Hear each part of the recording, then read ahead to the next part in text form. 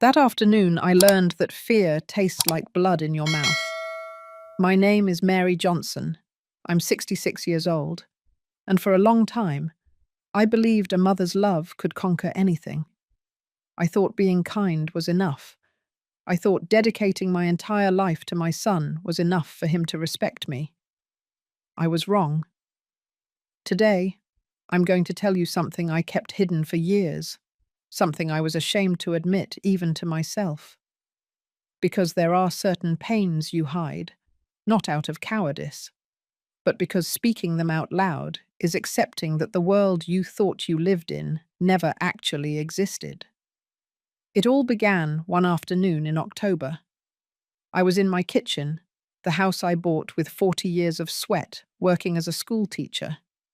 The walls smelled of cinnamon and hot cocoa, just like always. Outside, the lilac bush I planted when Tom was born was still blooming purple, bright and loyal in the yard. I heard the front door open. I recognized his footsteps immediately, heavy and rushed. "Mum, we need to talk," Tom said from the living room. His voice sounded different, harder, colder. I set my coffee mug on the counter and walked out to greet him. He was wearing a wrinkled shirt, and his eyes had a strange shine to them.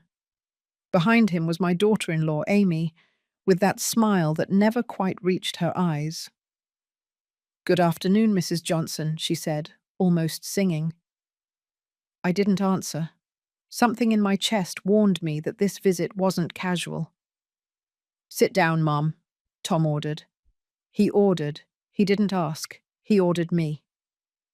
I sat in the armchair where I had rocked him so many times as a child, where I read him stories, where I taught him to say his prayers. Amy closed the front door. The sound of the deadbolt chilling my blood.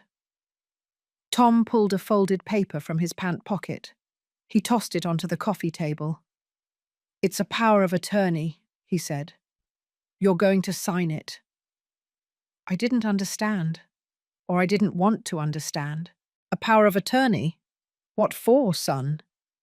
"So I can manage your things, the house, the accounts, everything." My heart started to beat slowly, as if trying to save its strength. "Tom, this house is mine. I worked my whole life for it." He leaned toward me.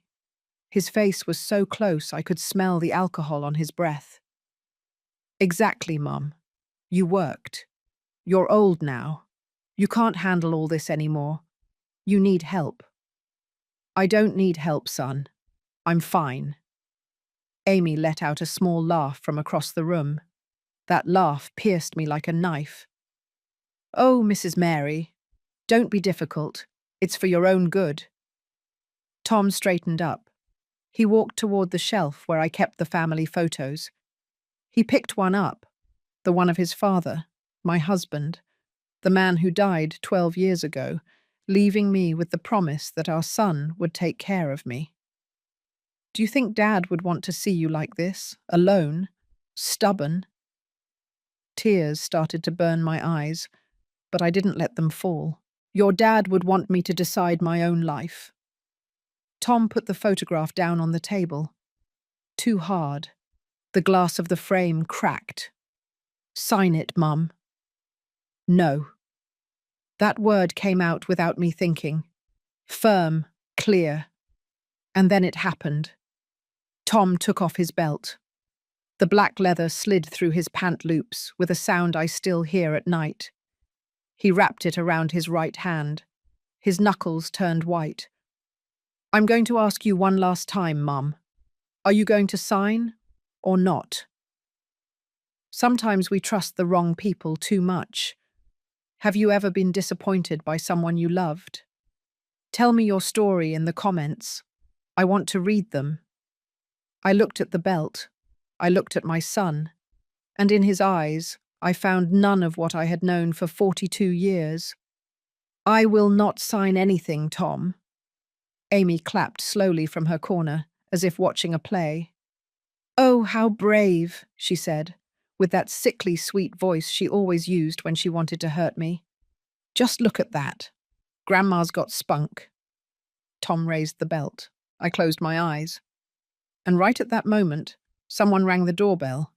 Ding dong! The sound echoed throughout the house. Tom froze. Amy stopped smiling. "Who is it?" she asked in a thin voice. "I don't know," I whispered. They rang again, this time louder. Ding dong, ding dong. Amy walked toward the door with slow steps. Tom hid the belt behind his back. She opened it, and then she started to scream. Amy's scream brought me back to reality like a bucket of cold water. She stumbled backward, hands over her mouth, eyes wide. From where I was sitting, I couldn't see who had rung the bell, but I heard a man's voice, serious and calm. "Good afternoon. Is this where Mrs. Mary Johnson lives?" Tom dropped the belt to the floor. The leather hit the hardwood with a dry thump. Who are you?" he stammered. Two men walked into my living room. One was wearing an impeccable grey suit and carrying a leather briefcase. The other wore a uniform, a police officer's uniform. "I am Mr. David Williams, attorney for the Johnson family," said the man in the suit. "And this is Officer Miller. We received your call, Mrs. Mary. We are here to ensure no one forces you to sign anything." Amy started shaking her head, as if she could undo what was happening with pure movement. "No, no, no! This is a misunderstanding." Officer Miller looked at the belt on the floor. Then he looked at Tom. He didn't say anything, but he didn't have to. "I didn't make any call," I said, my voice choked. Mr. Williams approached me with slow, respectful steps. He crouched down to be at my level. "I know, Ma'am, but someone who loves you very much did." In that moment, I understood everything. I understood who had called, and I understood that my life was about to change forever. But let me tell you how I got here, because a story like this doesn't start in a moment of terror. It starts much earlier, in the days when everything seemed perfect. When Tom was born, I was 24 years old. I was a third-grade teacher at a public school in downtown Chicago.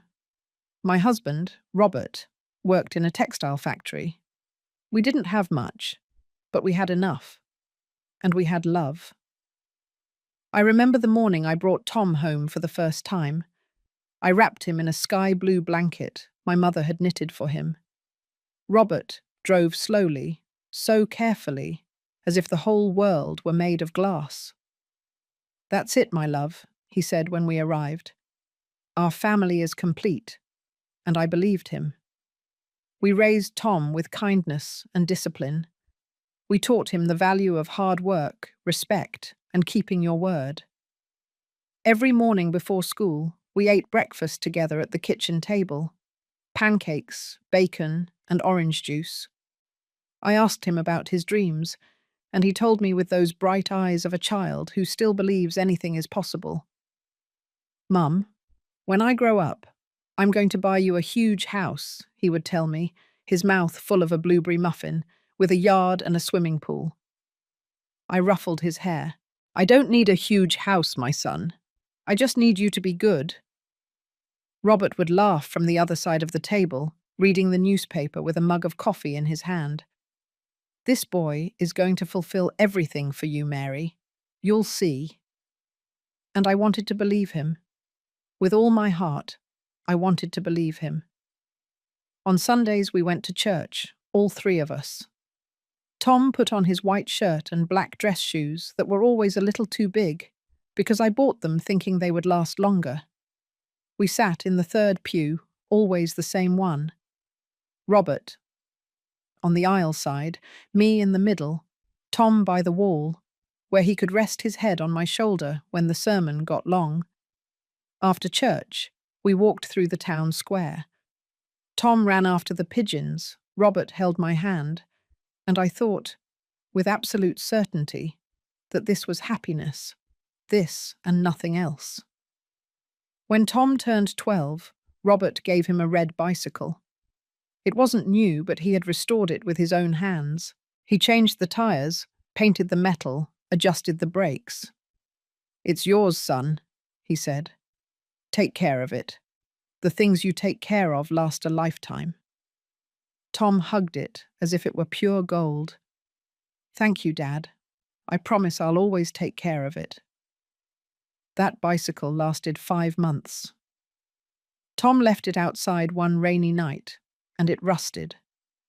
Robert didn't say anything to him, but I saw the sadness in his eyes. And I saw something else, something I didn't want to name at the time. Disappointment. When Tom was 17, Robert got sick. It was fast. Too fast.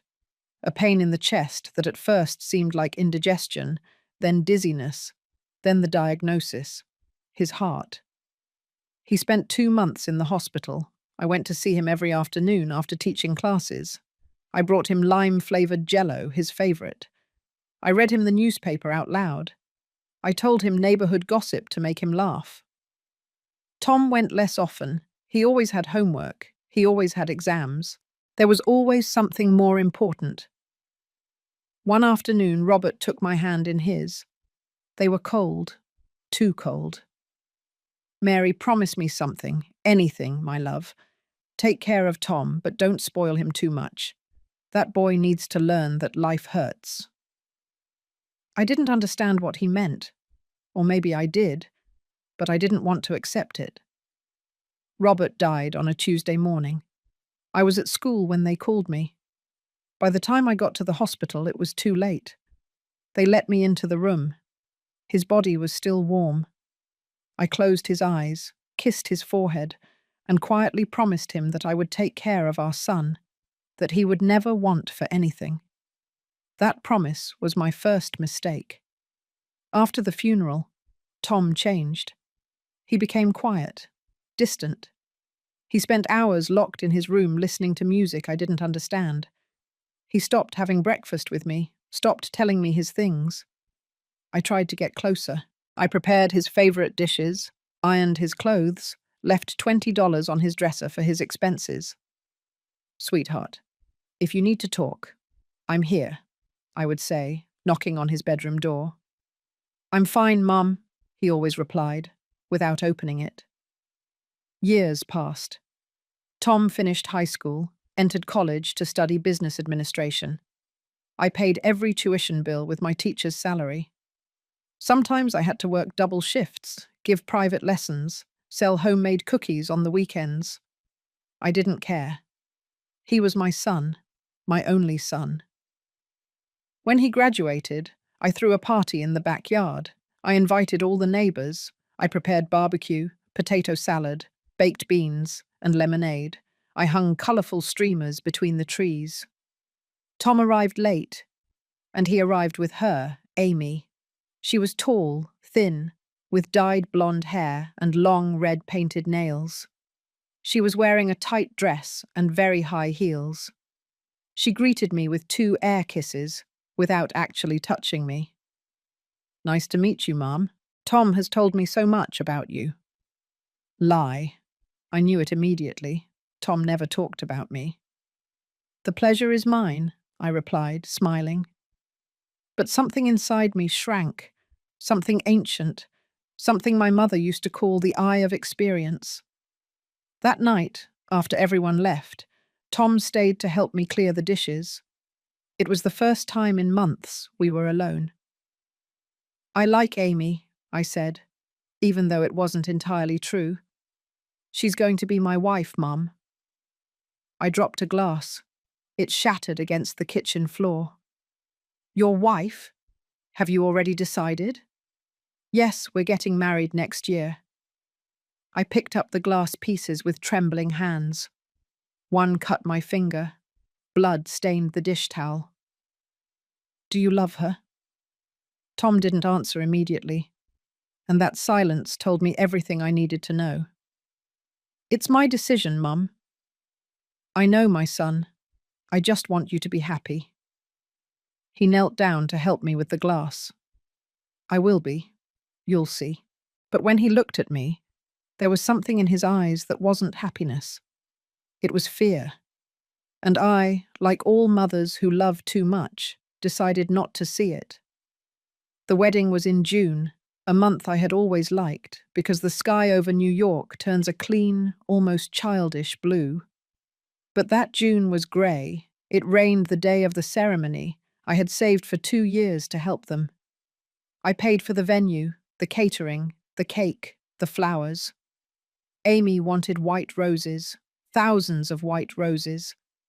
I counted every dollar that left my wallet, but I didn't say anything. It's for my son, I repeated to myself. It's for his happiness. The night before the wedding, Tom came home, alone. He sat at the kitchen table, where we had shared breakfast so many times, and stared at the cup of coffee I had served him without drinking it. "Are you nervous, sweetheart?" I asked, sitting across from him. He nodded slowly. "It's normal. Your dad was nervous on our wedding day too. He messed up the vows 3 times." I tried to smile. Tom didn't return the smile. "Mum," he started, and then stopped. "Tell me, son. Anything." He looked up. His eyes were the same ones he had when he was 5 years old and came running to hug me after school. But now there was something broken in them. "Do you think Dad would be proud of me?" The question pierced me like a hot wire. "Of course, Tom. Your dad loved you more than anything in this world." But I didn't go to see him as much as I should have when he was in the hospital. I got up from my chair and walked around the table to hug him. I put my hands on his shoulders. They were broad now, strong. He wasn't my little boy anymore, but he was still my child. "Your dad understood, my son. You were young. You were scared." "I'm still scared," he whispered. "Of what?" He didn't answer. He just hugged me, hard, like he hadn't hugged me since he was a child.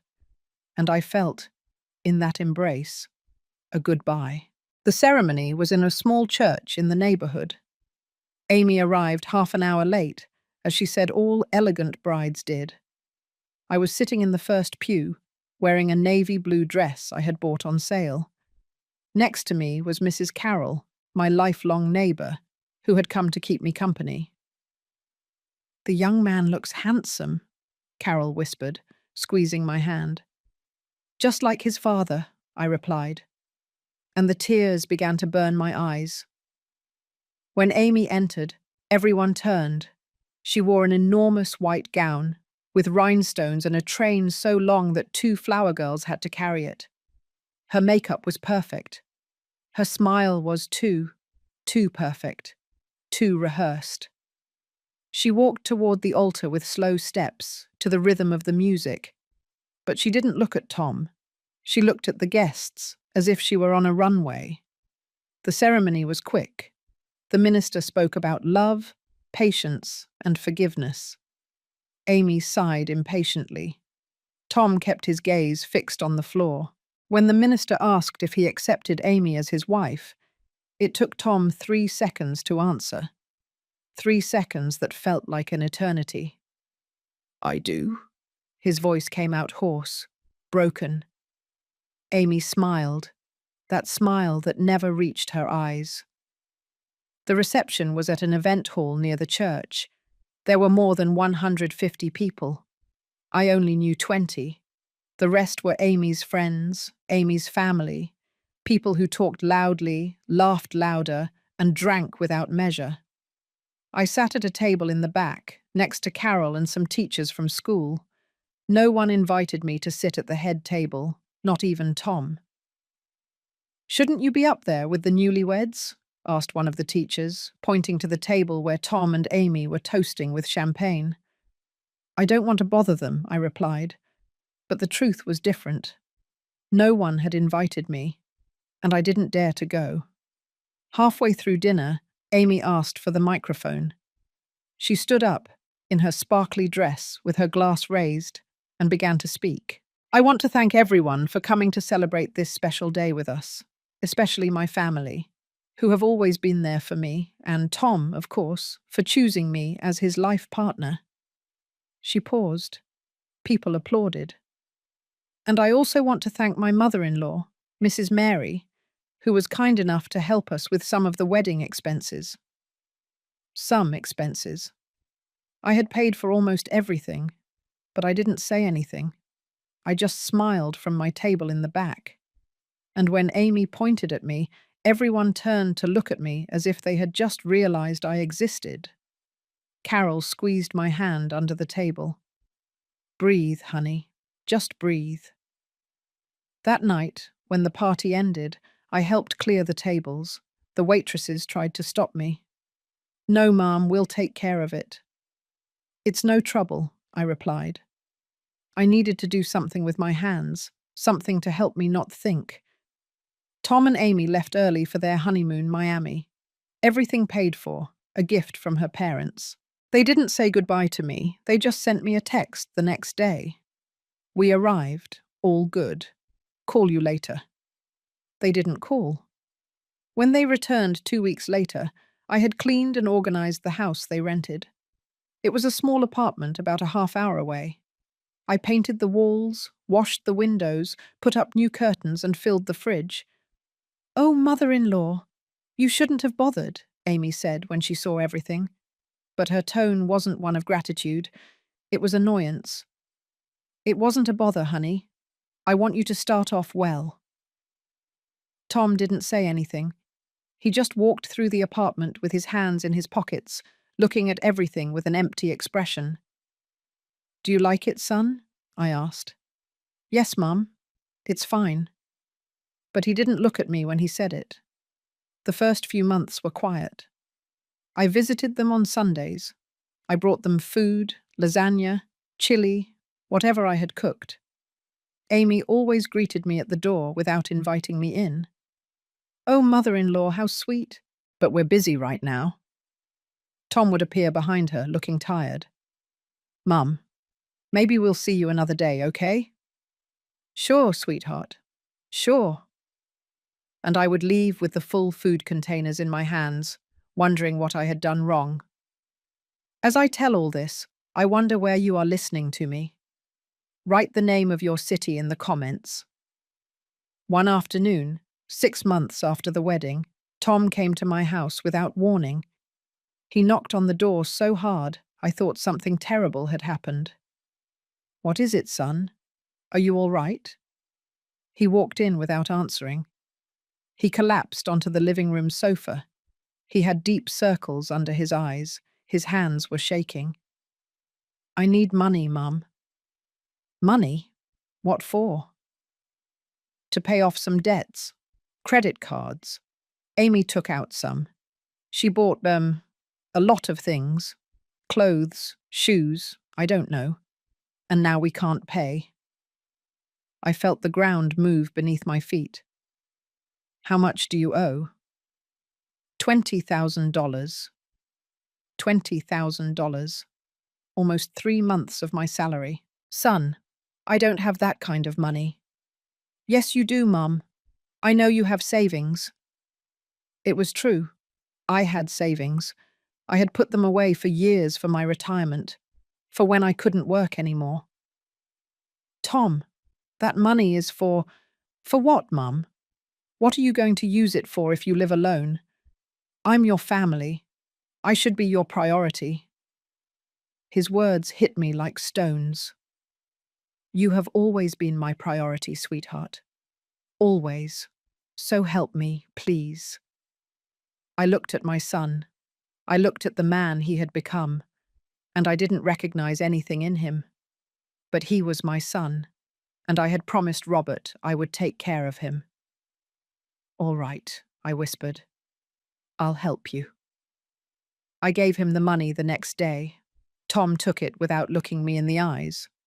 He didn't thank me. He just said, "I'll pay you back, Mum. I promise." He never did. 2 months later, he asked me for money again, then again, and again. It was always the same. Amy bought things, Tom asked for money, and I gave it. Until one day, a Saturday afternoon, Tom arrived with Amy. Both of them. Serious. "Mum, we have to talk to you." "Of course, sweetheart. Sit down. Would you like some coffee?" "No, Mum. We don't want coffee. We want to talk about the house." "The house?" Amy crossed her arms. She was wearing a new sweater. Camel. Soft. Expensive. "This house is too big for you alone, Mrs. Mary. It's a shame to have it empty." "It's not empty. I live here." "Yes, but you're only one person. There are two of us, and soon there will be more." It took me a second to understand. "Are you pregnant?" Amy smiled. For the first time, her smile looked real. 3 months. I should have felt joy. I should have shouted, cried with happiness, hugged my son. But the only thing I felt was fear. "Congratulations," I said in a flat voice. "Thank you, mother-in-law. That's why we need more space. And we thought the most logical thing would be for you to come live with us in the apartment. And we will stay here." The world stopped. "What?"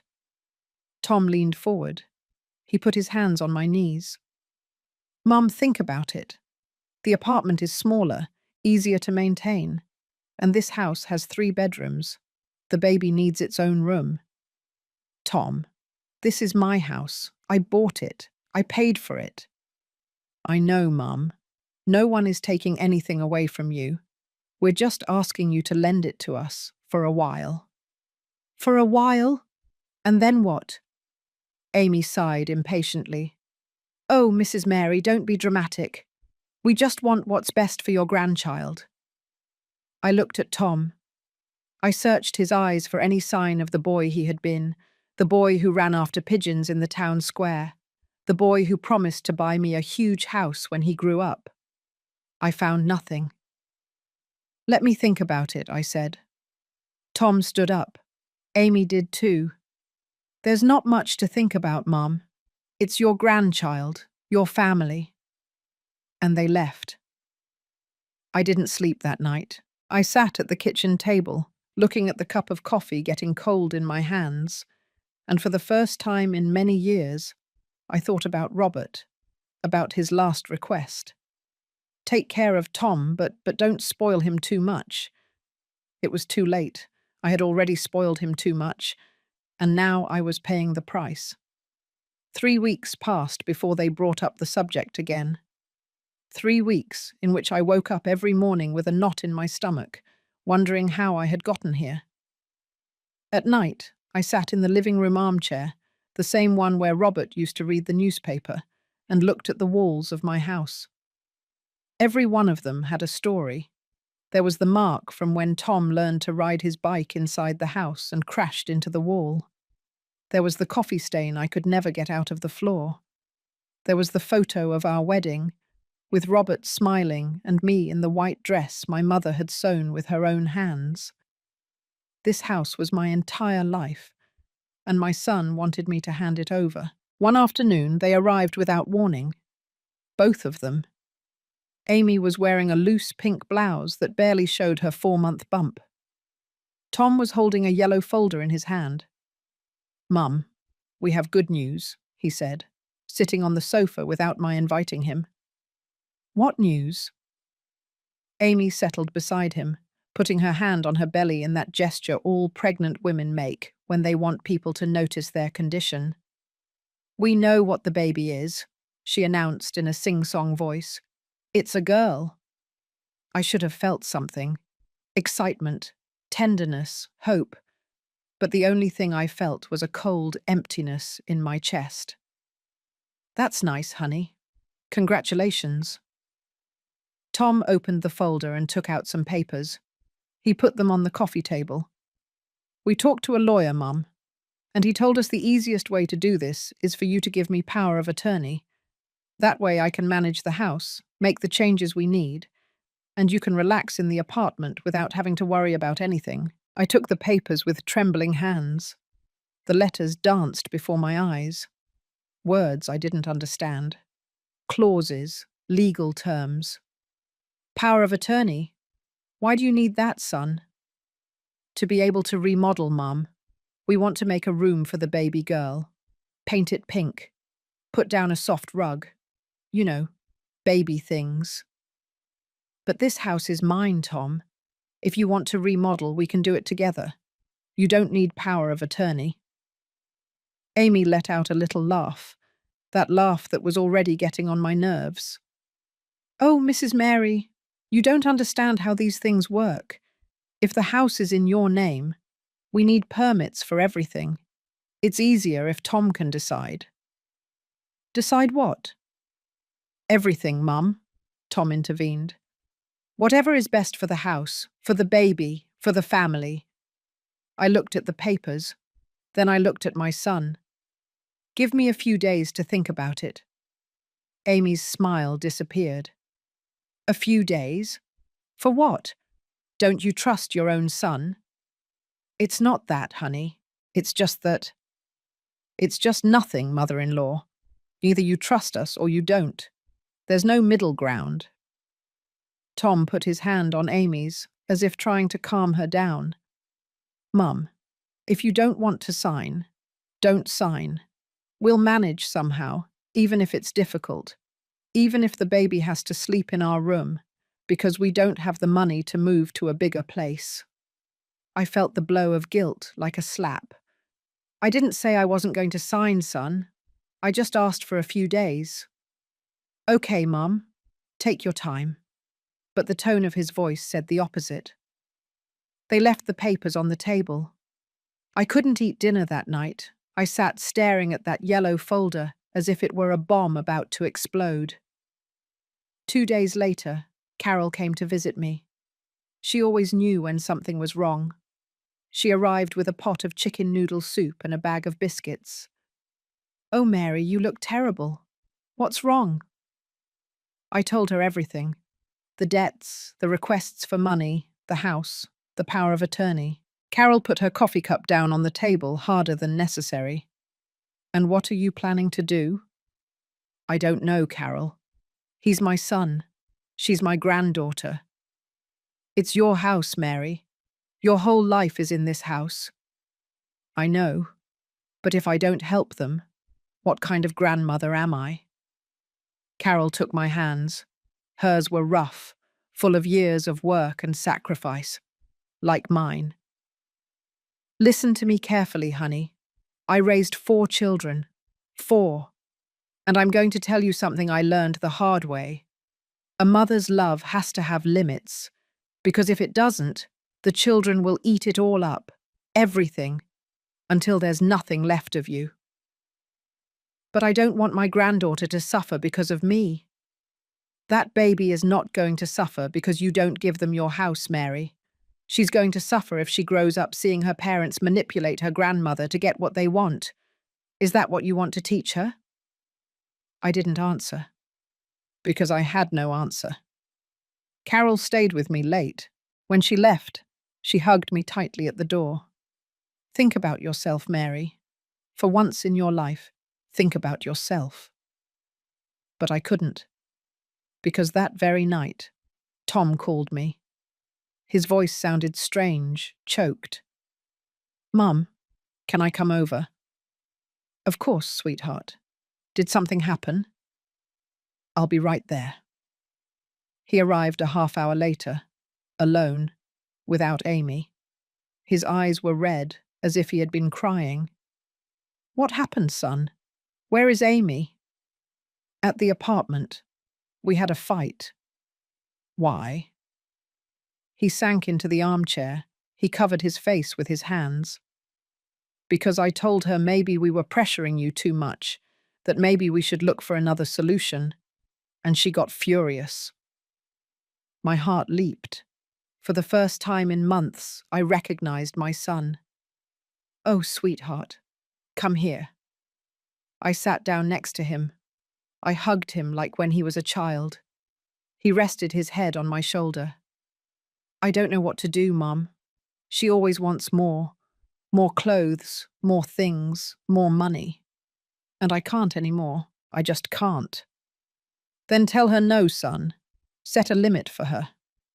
I can't. She's pregnant. If I make things difficult, she says she's going to leave, that she's going to take the baby, and I don't want to lose my daughter before I even meet her. I felt something break inside me. My son was trapped, and I was the only one who could save him, or so I thought. All right, Tom, I'll sign the papers. He lifted his head. He looked at me with bright eyes. Really, Mum? Really, but with one condition. Anything. That you keep the house, but that it be only yours, not Amy's, just yours. And when the baby is born, I want to see her. I want to be part of her life. Of course, Mum. Of course you can. I promise. He hugged me tightly, so tightly I could barely breathe, and I felt for a moment that I had made the right decision. I was wrong. I signed the papers a week later. The three of us went to the notary's office, Tom, Amy, and I. The notary read the entire document aloud, long, complicated words. I was only half listening. Do you understand, Mrs. Johnson, that by signing this power of attorney, you are granting your son the authority to manage, sell, mortgage, or perform any legal act on the property located at— Yes, I understand. And you do this of your own free will, without any pressure? I looked at Tom. He smiled at me. That smile I had seen thousands of times when he was a child and was asking me permission for something. Yes, of my own free will. Lie. I signed where they told me, 3 times, with my full name. Mary Johnson, widow of Robert. Amy clapped when I finished. Oh, mother-in-law, I knew you'd understand. Now we're a real family. The notary handed us the copies. Amy put hers in her purse. Quickly, as if she were afraid I would change my mind. We left the notary's office. It was hot. The sun burned my skin. And when will you help me move to the apartment? I asked. Tom and Amy looked at each other. Soon, Mum. Very soon. First, we have to arrange a few things. What things? Baby things. You know. And they left. I was left standing on the street, with my copy of the document in my hands, feeling as if I had just signed my own death warrant. For the next 2 months, I tried to contact them. I called them. I texted them. I brought them food. I always got the same response. We're busy, Mum. We'll talk later. One afternoon, I decided to go without warning. I knocked on the apartment door. No one opened it, but I heard voices inside. Laughter. I knocked harder. Tom! Sweetheart, it's me. Open up. Silence. I knocked again, until my knuckles hurt. Finally, the door opened. Amy appeared in a silk robe. Her hair was down. Perfect makeup. Oh, mother-in-law, what are you doing here? I came to see you. I haven't heard from you in weeks. Well, we've been very busy with the baby preparations. Can I come in? It's not a good time, Mrs. Mary. Just for a little while. I want to see Tom. Tom is resting. Please, Amy. She sighed. She opened the door just enough for me to see inside. The apartment was full of boxes, new boxes, with expensive store logos, baby clothes, furniture, toys. Where did you get the money for all this? I asked. Amy smiled. That smile I knew so well. From the mortgage on your house, mother-in-law. Didn't Tom tell you? The world stopped. What mortgage? Why, the one Tom took out last week. With the power of attorney you gave him, they lent us $500,000 for the baby, to start off well. $500,000. My house. The house I had paid for over 40 years. the house where I had raised my son, the house where Robert had died, mortgaged. "Where is Tom?" I whispered. "I already told you he's resting." "Tom!" I shouted. Amy tried to close the door, but I pushed it open. I entered the apartment. Tom was on the sofa with a beer in his hand, watching television. "Is it true, son? Did you mortgage my house?" Tom didn't even turn to look at me. "We needed the money, Mum." "But it's my house." "Not anymore, Mum. It's mine now. You gave me the power. You signed." I felt my legs shaking. "But you promised. You promised it would be only yours, that you would let me see the baby." Amy crossed her arms. "And you will see her, mother-in-law, when we decide. Now, if you'll excuse us, we have things to do." She took me by the arm. She led me out of the apartment. She closed the door in my face. I was left standing in the hallway, alone, trembling. And for the first time in my life, I understood what it means to be completely broken. I returned to my house, or what had been my house. I went inside. I sat at the kitchen table, and I cried. I cried for Robert, for not having listened to him, for not having set limits when I should have. I cried for Tom, for the boy he was, for the man he had become. I cried for myself, for my naivety, for my blind love, and when I had no more tears left, I stood up. I washed my face. I looked at myself in the mirror, and I made a decision. If my son had decided to destroy me, I would let him do it, but with dignity. I would stay in my house until they came to drag me out. I wasn't going to fight. I wasn't going to beg.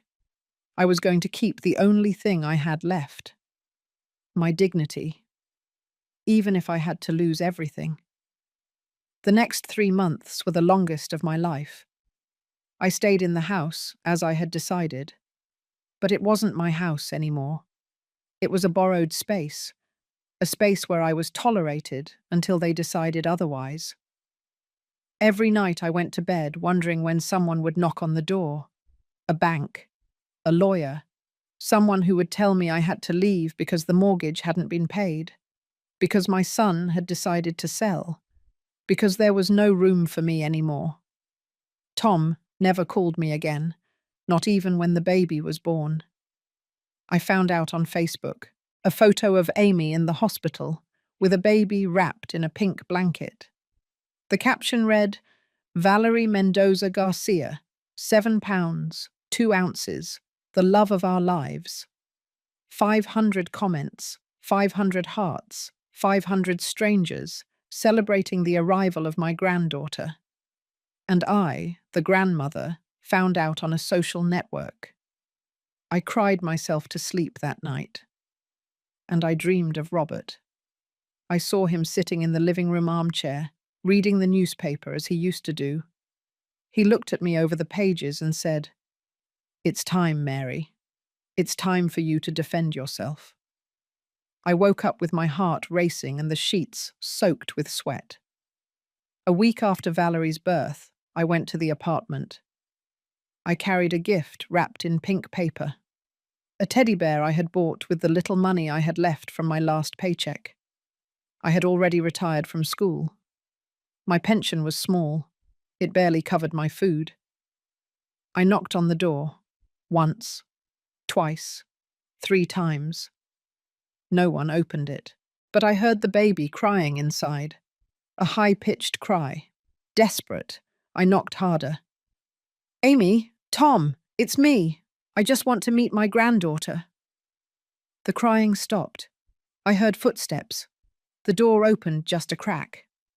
Amy's eye appeared in the gap. "What do you want, Mrs. Mary?" "I came to meet Valerie. I'm her grandmother." "It's not a good time. The baby is sleeping." But I just heard her crying. She just fell asleep. Another day, mother-in-law. "Amy, please, Just let me see her for a moment. 1 minute. The door opened a little more. Amy was wearing a wrinkled pajama, her hair was dirty, and she had deep bags under her eyes. Behind her, the apartment looked like a mess. Clothes were thrown everywhere, dirty dishes on the table. Is everything all right, honey? Do you need help? We don't need anything, Mrs. Mary. I already told you. We're fine. But I could help you. I could cook, clean, watch the baby while you rest. Something changed in Amy's gaze. A spark, a calculation. Really? Of course, honey. That's what grandmothers are for. She opened the door completely. She let me in. The apartment smelled of sour milk and dirty diapers. The curtains were closed. The light was dim, almost sad. She's in the bedroom, Amy said, pointing toward the back. I walked slowly, my heart pounding in my throat. I pushed the bedroom door open, and there she was. Valerie, my granddaughter, asleep in a white crib, with her tiny fists clenched next to her face. She had dark hair like Tom when he was born, fine eyebrows, a small nose.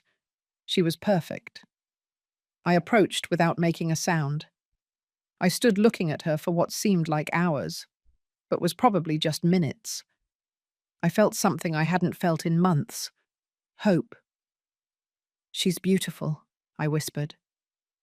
Amy appeared behind me. Yes, she looks like Tom. Where is he?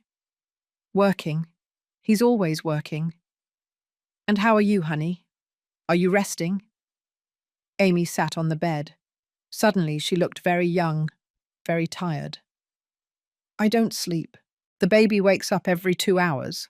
She cries all the time, and I don't know what to do.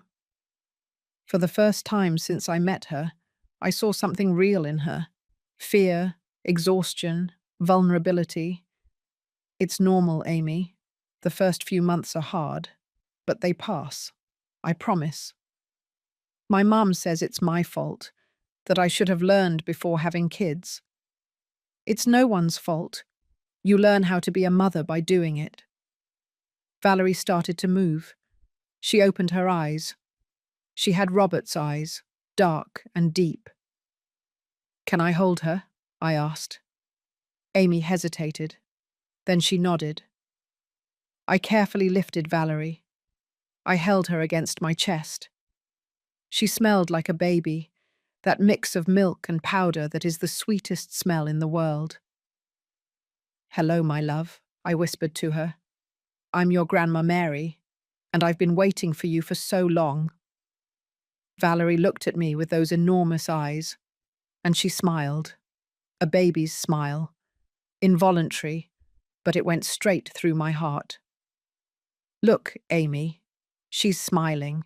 But when I turned around, Amy was on her phone, typing something. She wasn't even looking at us. I stayed for 4 hours that day. I changed diapers. I warmed up bottles. I washed dishes. Amy went to take a shower. Then she fell asleep. When Tom arrived, it was already evening. He walked in with a wrinkled shirt and a loose tie. Mum, what are you doing here? I came to meet my granddaughter, and I stayed to help. Tom looked around. The apartment was clean, tidy. It smelled like food. I had made chicken soup. Thank you, Mum. You're welcome, my son. We stayed in silence, him looking at the floor, me looking at him. I'm sorry for not calling you, he finally said. I've been very busy. I know, son. I know. Do you want to stay for dinner?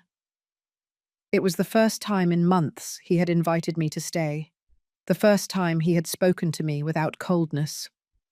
I'd love to. The 3 of us ate dinner. Amy barely spoke, neither did Tom. But I felt happy. For the first time in so long, I felt like I was part of something. When I left, Tom walked me to the door. Mum, Could you come tomorrow to help with the baby? Just for a little while. Of course, my son. Whenever you need me. Thank you. Really, thank you. He hugged me. Quick. Awkward. But he hugged me. And I went home with something I hadn't felt in a long time. Hope that maybe, just maybe, things were going to get better. How naive I was. Over the following weeks, I went to the apartment every day. I became the unpaid nanny, the cook, the maid. I arrived at 8 in the morning. I left at 8 at night. I took care of Valerie. I cleaned. I cooked. I did laundry. Amy spent the day in her bedroom watching television, talking on the phone, buying things online that they didn't need and couldn't afford. Tom came home late, always late, smelling of beer, cigarettes, and places I didn't want to imagine. One night, as I was putting Valerie to bed, I found a paper under the crib. It was a receipt. From the bank. A late payment notice.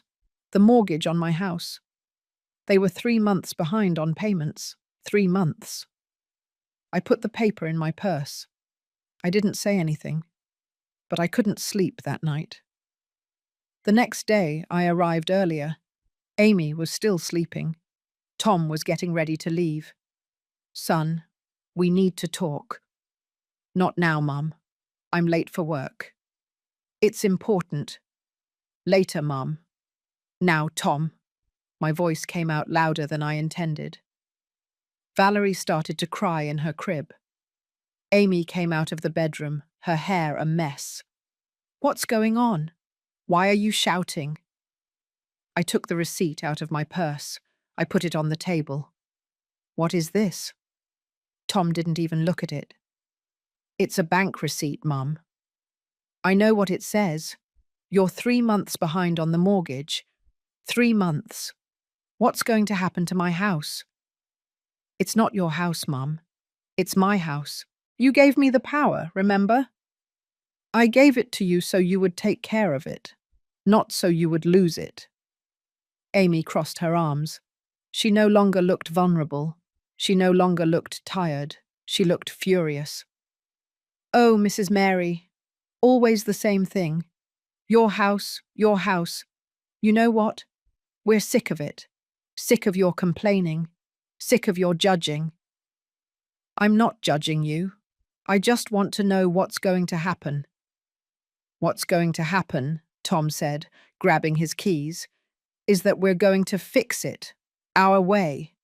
And if you don't like it, well, I'm sorry, Mom, but it's my problem, not yours. How is it not my problem? It's my house. Not anymore, he shouted. It's not your house anymore. It's mine. And I'm going to do whatever I please with it. He stormed out, slamming the door. The sound made Valerie cry harder. Amy looked at me with those cold eyes I knew so well. If you want to keep seeing your granddaughter, mother-in-law, I suggest you shut up and do as we say, because if you bother us too much, you won't set foot in this house again. Got it? I nodded, tears in my eyes, heartbroken. But I nodded, because Valerie was the only thing I had left, the only reason it was worth getting up every morning. And Amy knew it. That afternoon, while Valerie slept in my arms, I dialed a number I had saved for years. It was the number for Mr. David Williams, the lawyer who had handled Robert's will when he died. A good, honest man, the kind that isn't common anymore. He answered on the third ring. Hello, Mr. Williams. This is Mary Johnson. Mrs. Mary, so good to hear from you. How are you? Bad, Counselor. Very bad. And I need your help. I told him everything. The power of attorney, the mortgage, the threats, the fear. He listened in silence. When I finished, he sighed. Mrs. Mary, this is serious, very serious. Your son is committing financial abuse, and you have the right to defend yourself. But he's my son, Counselor. I don't want to get him in trouble. I understand. but you also cannot allow them to strip you of what is yours. What do you want to do? I don't know. I just know I'm afraid. Afraid of losing my granddaughter. Afraid of losing my house. Afraid of everything. Listen to me carefully, Mrs. Mary. I am going to help you, but you have to promise me something. What? That you will stop being afraid, because fear is what they use to control you, and as long as you're afraid, they will continue to abuse you. His words went through me like an arrow. And what should I do, counselor? For now, nothing. Continue your normal life. Keep seeing your granddaughter. But I'm going to investigate. I'm going to review the documents. And when I have everything ready, we will act. Act how? You'll see, Mrs. Mary. You'll see. I hung up the phone with my heart racing. I didn't know if I had done the right thing. I didn't know what was going to happen. But for the first time in months, I felt something close to hope. The following weeks were strange. I kept going to the apartment every day. I kept caring for Valerie. I kept cooking and cleaning. But there was something different about me. A quiet strength. A silent decision. I wasn't going to let them walk all over me anymore.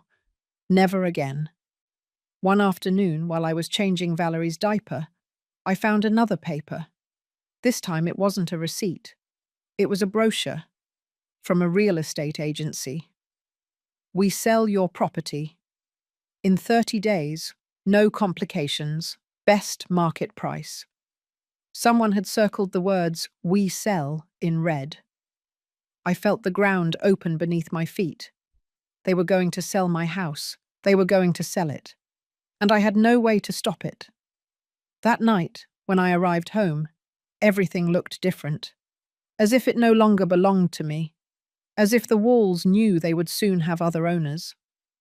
I sat at the kitchen table, in the same place where I had shared breakfast with Tom so many times, where Robert had told me he loved me, where I had planned my whole life.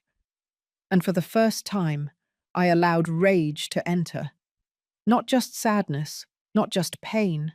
Rage. Rage against Tom for betraying me, against Amy for manipulating him, against myself for having been so blind.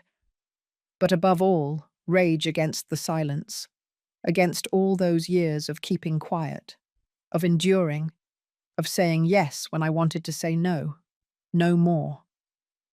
I picked up my phone. I dialed Mr. Williams' number. "Counselor, it's Mary." "Mrs. Mary, what happened?" "They're going to sell my house." Silence. "Then we don't have time to lose. Come to my office first thing tomorrow morning. We are going to prepare a strategy." "What kind of strategy?" "The kind your son won't expect." I hung up. I stared at the phone, and I smiled. For the first time in months, I smiled. Because I finally understood something. I wasn't going to get my life back by begging. I wasn't going to get my dignity back by pleading. I was going to get them back by fighting. I didn't sleep that night. I sat in the living room armchair with the lights off, watching the shadows, the streetlights cast on the walls. I thought about all the decisions that had led me here, about every time I said yes when I should have said no, about every limit I didn't set, about every sign I ignored. Robert had warned me. From his hospital bed, with his heart failing, he had told me, "Don't spoil him too much." And I didn't listen, because I believed that a mother's love was infinite, that it had no conditions, that I should give everything without expecting anything in return. But I was wrong. Love without limits is not love. It is self-destruction. When morning came, I prepared as if I were going to war. I took a shower. I put on the navy blue dress I had worn to Tom's wedding. I put on makeup for the first time in months. I did my hair. I looked in the mirror and recognized the woman I had been before I got lost in the role of the self-sacrificing mother. Mary Johnson, retired teacher, widow, owner of a house she had paid for with 40 years of work, and no one was going to take it from me without a fight. I arrived at Mr. Williams' office at 9 o'clock in the morning. His office was in an old downtown building with tiled floors and wooden stairs that creaked with every step. The secretary showed me in immediately. Mr. Williams was a man about 60 years old, with completely white hair and thick glasses that gave him the look of a wise owl. He greeted me with a kind smile and offered me coffee. "Mrs. Mary, please sit down. Tell me everything calmly." I told him. Everything. From the beginning. The wedding, the debts, the power of attorney, the mortgage, the late payments, the real estate agency brochure. He listened, taking notes in a yellow notepad. When I finished, he took off his glasses and rubbed his eyes. "Mrs. Mary, your case is complex, but it's not impossible. The first thing we need to do is revoke that power of attorney." "Can that be done?" "Yes. You granted it. You can revoke it. But you have to do it before a public notary, and your son will be notified immediately." "And if he gets angry? What if he doesn't let me see my granddaughter?" Mr. Williams looked at me with those eyes that had seen too many family tragedies. "That is the question all grandmothers in your situation ask me, and the answer is always the same. If you don't defend yourself now, you will lose everything, the house, your dignity, and eventually the granddaughter too. Because when your son sells the house and spends the money, who do you think he's going to come to ask for more?" He was right. What do I have to do? First, we are going to make copies of all the documents, the power of attorney, the deed to the house, the late payment receipts, everything you have. Then we'll go before the notary to revoke the power.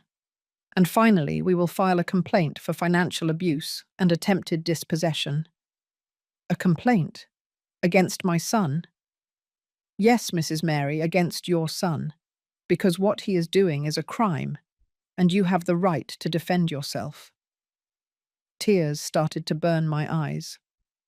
"Counselor, I don't want to get him in trouble. I just want to get my house back, to be able to live my final years in peace." "I know, and that's why we're going to try the peaceful route first. We're going to notify him that the power has been revoked, and we're going to give him the opportunity to hand over the house without problems. If he agrees, there won't be a complaint. If he doesn't agree, then what? Then we go to court, and a judge will decide." I took a deep breath, thought about Tom, the boy he had been, the man he had become, and I made the hardest decision of my life. "All right, counselor, let's do it." We spent the next 2 hours gathering documents, copies, signatures, and declarations. At 12 o'clock, we went to the notary's office, the same notary's office where I had signed the power of attorney months ago. The notary recognized me. "Mrs. Johnson, how can I help you?" "I've come to revoke the power of attorney I granted to my son." The notary looked at Mr. Williams, then looked at me. "Are you sure? This is a serious legal act. Once you revoke it, your son will no longer be able to act on your behalf." "I'm sure." "And you do this of your own free will, without any pressure?" I looked at Mr. Williams. He nodded slowly. "I do it of my own free will, and this time it's true." I signed where they told me. Once, twice, 3 times. The notary stamped the documents. "Done. The power has been revoked. Your son will be notified within the next 24 hours. We left the notary's office. The midday sun burned my face, but for the first time in months, I felt something like freedom. "And what happens now?" I asked. "Now we wait. Your son will receive an official notification. He can respond in 2 ways: accept it and hand over the house without problems, or refuse and force us to go to court." "Which do you think he'll choose?" Mr. Williams. Mr. Williams didn't answer, but his silence told me everything I needed to know. I didn't go to the apartment that afternoon. For the first time in weeks, I didn't go to take care of Valerie. I stayed home. I made chamomile tea. I sat in the armchair and waited. The phone rang at 6 o'clock in the afternoon. It was Tom. "Mum, why didn't you come today?" "I was busy, son." "Busy? With what? You never do anything." His tone was irritated, impatient. "With my own things, Tom. I have the right to have my own things." Silence. Then I heard Amy's voice in the background. "Ask her if she can come tomorrow morning. I have to go to the salon." "Mum, can you come tomorrow at 8 o'clock? Amy has things to do." "I can't, son." "What do you mean you can't? You always come. Don't be like that, Mum. You're leaving us hanging." Something inside me broke, but not from sadness, from rage. "I'm leaving you hanging? Seriously, Tom? That's what you're going to say to me? What's wrong with you? Why are you acting like this?" "Because I'm tired, son. Tired of you using me. Tired of you only looking for me when you need something." "Oh, Mum, don't be dramatic." "I'm not dramatic. I'm realistic. And the reality is that I'm not coming tomorrow, or the day after, or ever again, until you and I have a serious conversation about everything that's happening." "Conversation about what?" "About the mortgage, about the late payments, about your plans to sell my house." Silence. A long, heavy silence. "Who told you that?" "I found the real estate agency brochure, Tom, under Valerie's crib." "Mum, I can explain." "I don't want explanations. I want solutions. Or rather, I want my house back." "You can't do that. The power of attorney no longer exists. I revoked it this morning." The silence that followed was deafening. "You did what?" "I revoked the power of attorney. You can no longer act on my behalf. You can't sell my house anymore. You can't do anything without my permission." "You can't do that." "I already did, and you'll receive an official notification in the next few hours." I heard a crash, as if Tom had thrown something against the wall. "Do you know what you just did, Mum? Do you know what this means?" "It means I regained control of my life. It means you screwed us over. That's what it means, because now we won't be able to pay the mortgage, and the bank is going to take the house, and we'll be out on the street. Is that what you want?" "What I want is for you to stop blaming me for your decisions, Tom. You took out that mortgage. You stopped paying. You decided to spend the money on things you didn't need. That's not my fault. You're my mother. You're supposed to help me. I've helped you your whole life, son. But not anymore. Not this way. Then don't ever see your granddaughter again, because if you don't help us, you don't have the right to be part of her life." His words cut through me like knives. "Are you threatening me with my own granddaughter?" "It's not a threat. It's the truth. If you're not with us, you're against us, and we protect Valerie from people who hurt us." Tom hung up. I was left with the phone in my hand, trembling. It had happened. The thing I feared most. The thing I had tried to avoid for months. They had taken Valerie away from me. I cried that night. I cried harder than I had cried since Robert's death. I cried for everything I had lost, for everything I would never get back. But when I stopped crying, when I had no more tears left, I washed my face. I looked in the mirror and realized something.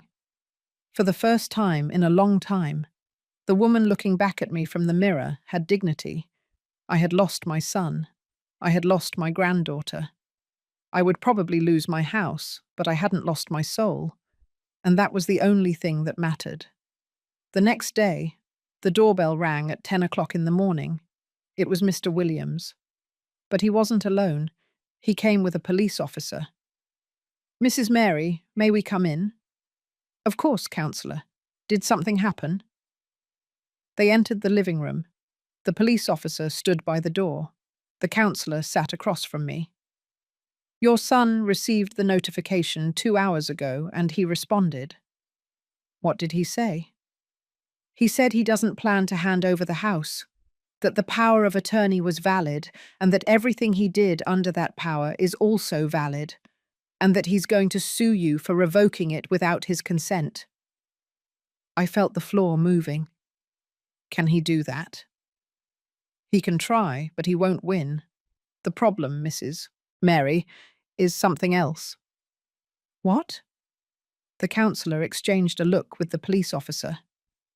"Your son contacted me an hour ago. He threatened to come to the house to force you to sign a new power of attorney. He said he wouldn't allow you to destroy him." "Force me how?" "He didn't specify. That's why we brought Officer Miller, to ensure your safety." "My safety? From my own son?" The counsellor looked at me with those sad eyes that had seen everything. "Mrs. Mary, when money is involved, people do things they never imagined they would do, even family, especially family." I remained silent, thinking about Tom, the boy he had been, the man he had become. Was he really capable of hurting me? I didn't want to believe it, but deep down I already knew. The answer was yes. 3 days passed, 3 days in which I didn't leave the house, in which every noise made me jump, in which I slept with the lights on and the phone in my hand. Mr. Williams called me twice a day to check how I was. He told me they had filed the complaint for financial abuse, that the process would take time, that I needed to be patient. But I no longer had patience. I only had fear. And on the 4th day, when I was in the kitchen making coffee, I heard someone open the front door. They didn't knock. They simply walked in, with a key. Tom still had a key to my house. I felt my heart stop. I heard his footsteps in the living room, then Amy's voice. "Where is she? She must be in the kitchen." I froze, the cup of coffee shaking in my hand. And then Tom appeared. But he wasn't the tired, apologetic Tom who had come asking for help months ago. He was a different man, with hard eyes, a clenched jaw, and his hands closed into fists. "Mum, we need to talk." "Tom, what are you doing here?" "I came to fix this, once and for all." Amy appeared behind him, carrying Valerie in her arms. My granddaughter looked at me with those enormous eyes, and I felt like I was dying. "Why did you bring the baby?" I asked. "Because I want you to understand what's at stake, Mum. This isn't just about us. It's about her, your granddaughter. Or don't you care about her anymore?" "Of course I care, but—" "Then sign this." He took some papers out of his jacket pocket. He threw them onto the kitchen table. I recognized the format. It was a power of attorney. Again. "I will not sign that, Tom." "Yes, you will sign it." "No." Tom took a step toward me. His face was inches from mine. "Listen to me carefully, Mum. Either you sign this right now, or you never see Valerie again. Do you understand me? Never." Tears started to roll down my cheeks. "Don't do this to me, son. Please." "You did it to me first. You revoked the power. You filed a complaint. You betrayed me." "I didn't betray you. I just defended myself."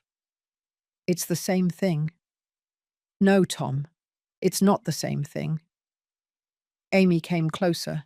She put Valerie in front of my face. The baby reached out her little hands toward me. "Look, mother-in-law. Look at what you're losing. Your granddaughter, your family, everything. Is it worth it? Is an old house worth this?" My hands were shaking. My heart was beating so hard I thought it would burst. And then Tom did something I never imagined. He took off his belt. The black leather slid through his pant loops with that sound I will never forget.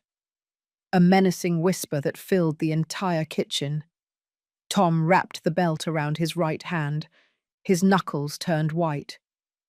"Mum, for the last time, are you going to sign or not?" My voice came out as a thread. "No, Tom, I will not sign." Amy stepped back, moving away with Valerie in her arms. But she didn't leave.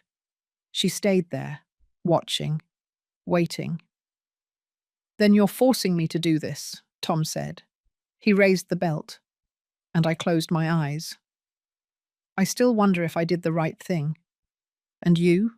What would you have done in my place? But the blow never came. Instead, I heard the doorbell. Ding-dong. The sound echoed throughout the house like an explosion. Tom froze, the belt hanging in the air. Amy stopped breathing. "Who is it?" she whispered. "I don't know," I replied, my voice broken. They rang again, this time louder, more insistent. Ding-dong. Ding-dong. "Don't open it," Tom ordered me. But I was already walking toward the door, my legs trembling, my heart about to burst out of my chest. "Mum, I told you not to open it." I ignored him. I reached the door. I put my hand on the doorknob, took a deep breath, and opened it. Amy started screaming. Standing at the door was Mr. Williams, dressed in his impeccable grey suit, his leather briefcase in hand, and beside him, Officer Miller, in his blue uniform, his badge shining under the afternoon sun. "Good afternoon, Mrs. Mary," the counsellor said in a calm voice. "Is everything all right?" I couldn't answer. Tears started to roll down my cheeks uncontrollably. Officer Miller looked toward the inside of the house. I saw how his eyes landed on Tom, on the belt he was still holding in his hand. "Sir, can you please drop that?" he said in a firm but calm voice. Tom dropped the belt to the floor. The leather hit the hardwood with a sound that went right through me. "This is a misunderstanding," Amy began to say. "We were just coming to talk to my mother-in-law." "Talk?" Mr. Williams interrupted. "With a belt?" Amy turned pale. Valerie started crying in her arms. Officer Miller walked into the house. He walked slowly, his hands near his belt, where he kept his radio and his weapon. "Mrs. Johnson, are you all right? Have they hurt you?" "No, officer, they haven't. They haven't touched me." "But were they going to?" I looked at Tom, my son, my only son, the boy who had grown up in this house, the man who had just threatened me with a belt. "Yes," I whispered. "I think so." Tom shook his head. "No, Mum, I would never. I just wanted to scare you. So you would understand, so you would sign." "Sign what?" the counsellor asked. Amy tried to hide the papers that were on the table, but Officer Miller was faster. He took them. He read them. "It's a power of attorney," he said, "with broad and sufficient powers to sell, mortgage, and dispose of all of Mrs. Johnson's assets." Mr. Williams walked over to the table, held out his hand, and the officer gave him the papers. He examined them carefully. "This is coercion, Tom. It's a felony. You were attempting to force your mother to sign a legal document under threat of violence." "I wasn't going to hit her," Tom insisted. "I just wanted her to understand." "Understand what?" I asked, my voice broken. "That if I don't give you everything I have, you're going to hit me. Is that what you wanted me to understand?" "Mum, you don't understand. We're desperate. The bank is going to take the house. We're going to be out on the street. And that's my fault, is it? Is it my fault that you took out a mortgage you couldn't pay? Is it my fault that Amy spent all the money? Is it my fault that you live beyond your means? You taught us to dream, Tom shouted. You told us we could have everything we wanted if we worked hard. I taught you to work, son, not to steal. And this is stealing, stealing from your own mother. Tom collapsed into a chair. He covered his face with his hands. And for the first time in a long time, I saw him cry. I don't know what to do, Mum. I don't know what to do anymore. Something inside me softened, that motherly instinct that never dies, that always wants to protect, that always wants to comfort. I almost went over to him. I almost hugged him. But then I remembered the belt. I remembered the threats. I remembered all the months of manipulation and lies, and I stayed where I was. What you have to do, Tom, is face the consequences of your decisions. Like an adult, Mr. Williams cleared his throat. Mr. Mendoza, Mrs. Garcia, you have two options. You can leave right now, without making any more of a scene, and resolve this civilly in court. Or Officer Miller can arrest you for trespassing, coercion, and attempted fraud. You decide. Amy was the first to move. She walked toward the door with Valerie in her arms. She passed by me without looking. Tom stood up slowly. He looked defeated, aged, as if he had lost 10 years of his life in one afternoon. Go, Tom. Please, just go. You're kicking me out of the house where I grew up. I'm asking you to leave the house that is mine, that has always been mine, and that you tried to take from me.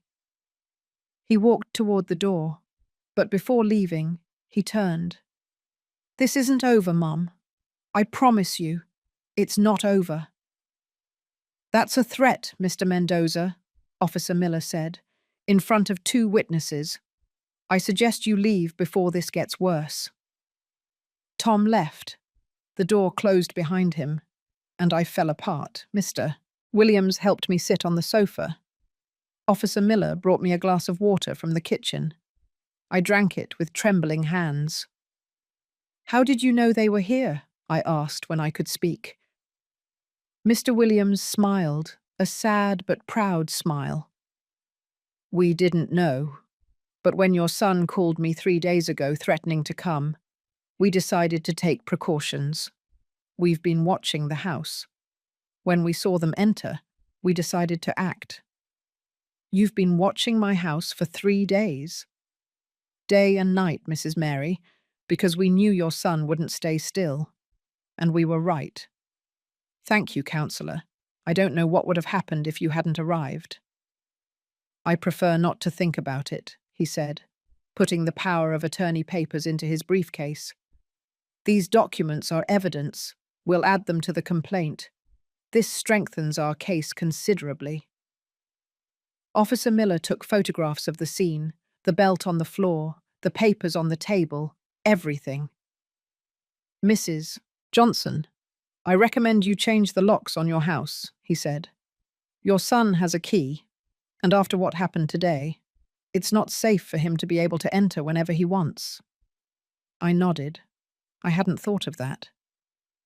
We should also consider a restraining order, Mr. Williams added, so your son cannot come within 100 yards of you or this property. A restraining order? Against my own son? It's for your safety, Mrs. Mary. What happened today was serious, very serious. Your son crossed a line, and we don't know if he's willing to cross another. I looked at the belt still lying on the kitchen floor, the symbol of everything that had broken between us. All right, I said. Do whatever you have to do. That night, after the counselor and the officer left, Carol came to stay with me. She arrived with a small suitcase and a bag of donuts.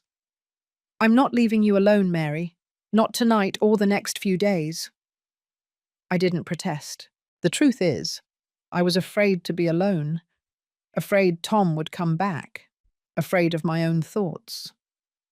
We sat in the living room, each with a cup of soothing herbal tea. "How do you feel?" Carol asked. "I don't know. Empty, broken, but also relieved." "Relieved?" "Because I no longer have to pretend everything is fine. Because I no longer have to pretend that my son isn't hurting me. Because I finally set a limit." Carol squeezed my hand. "I'm proud of you, honey. I know how hard it was. I know how much it cost you." "It cost me everything, Carol. My son, my granddaughter, my family." "You didn't lose your family, Mary. You discovered that you never had it. Not the way you thought you did. And that hurts. God knows it hurts. But it's better to know the truth than to live in a lie." She was right, as always.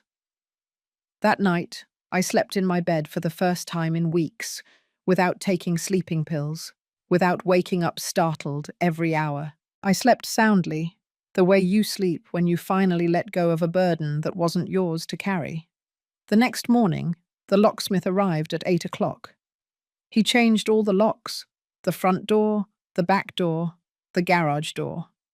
He gave me 3 sets of new keys. "One for you, one spare, and one just in case," he said. I gave one to Carol and kept the other 2.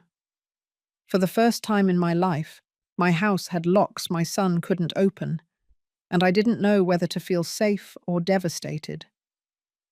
The following days were strange, silent. The house felt too big, too empty. I expected Tom to call, to come, to knock on the door begging for forgiveness. He didn't.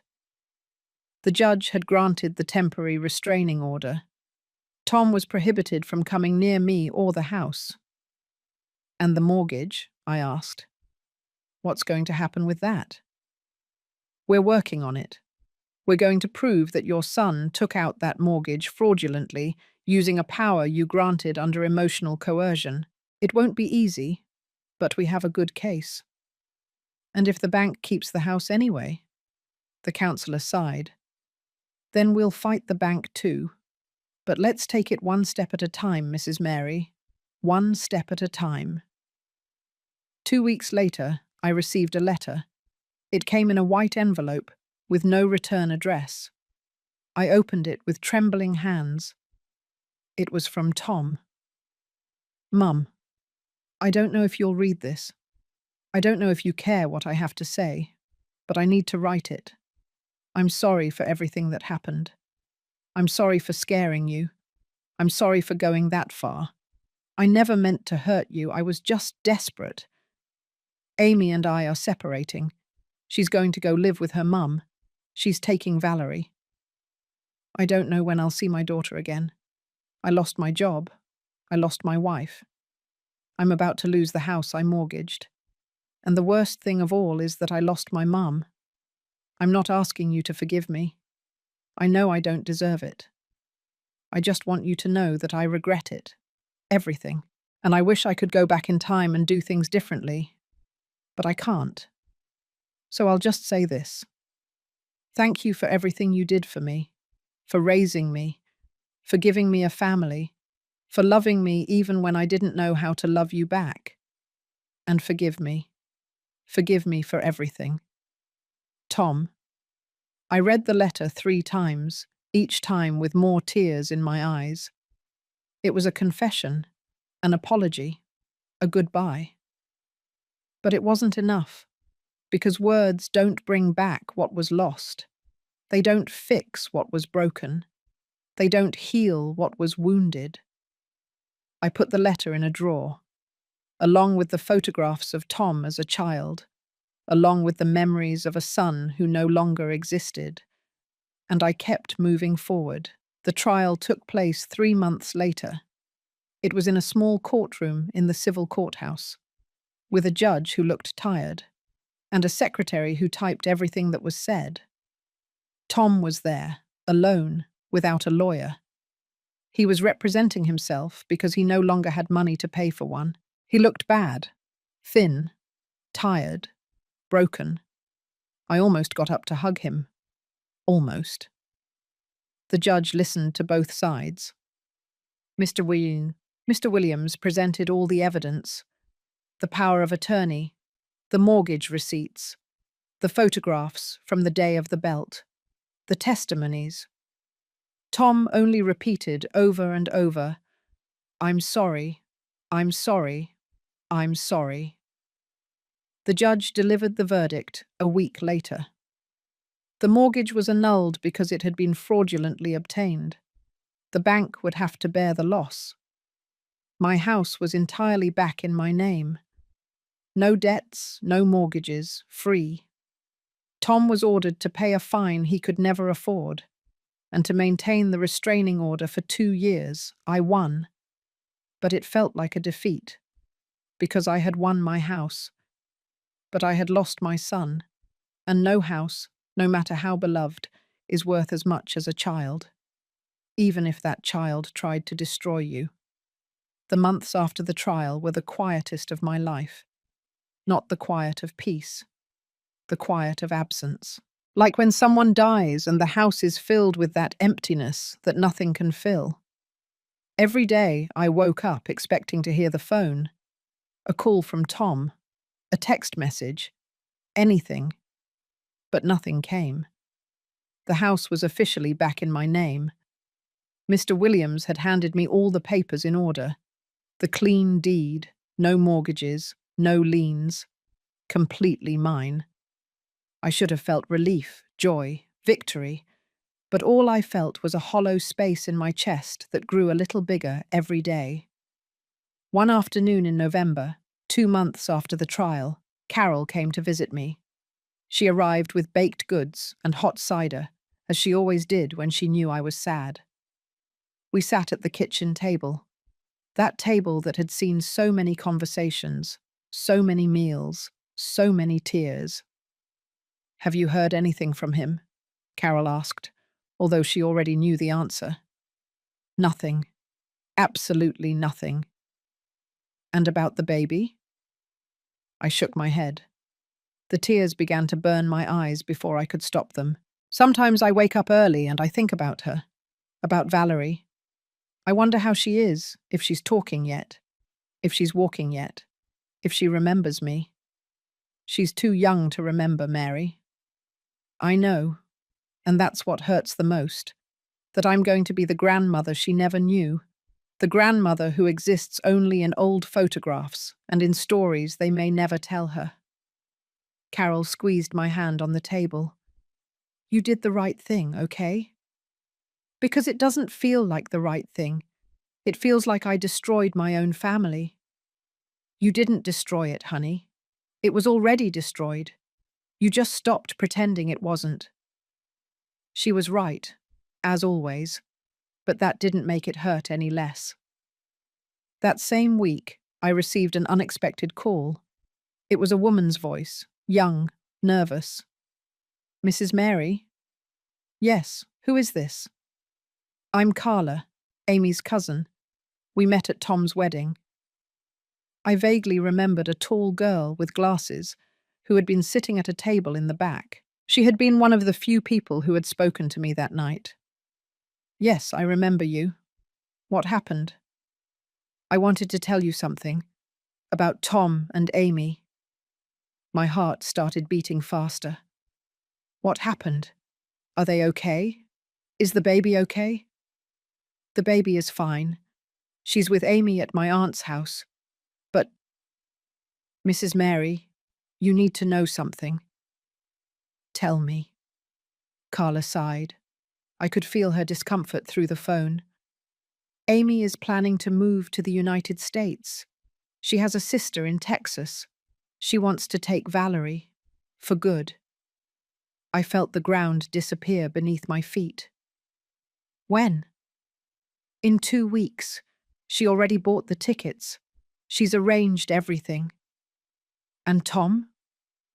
"Tom doesn't know anything. Amy says he has no right to an opinion, that he's a loser and Valerie deserves better." "And why are you telling me this?" Silence.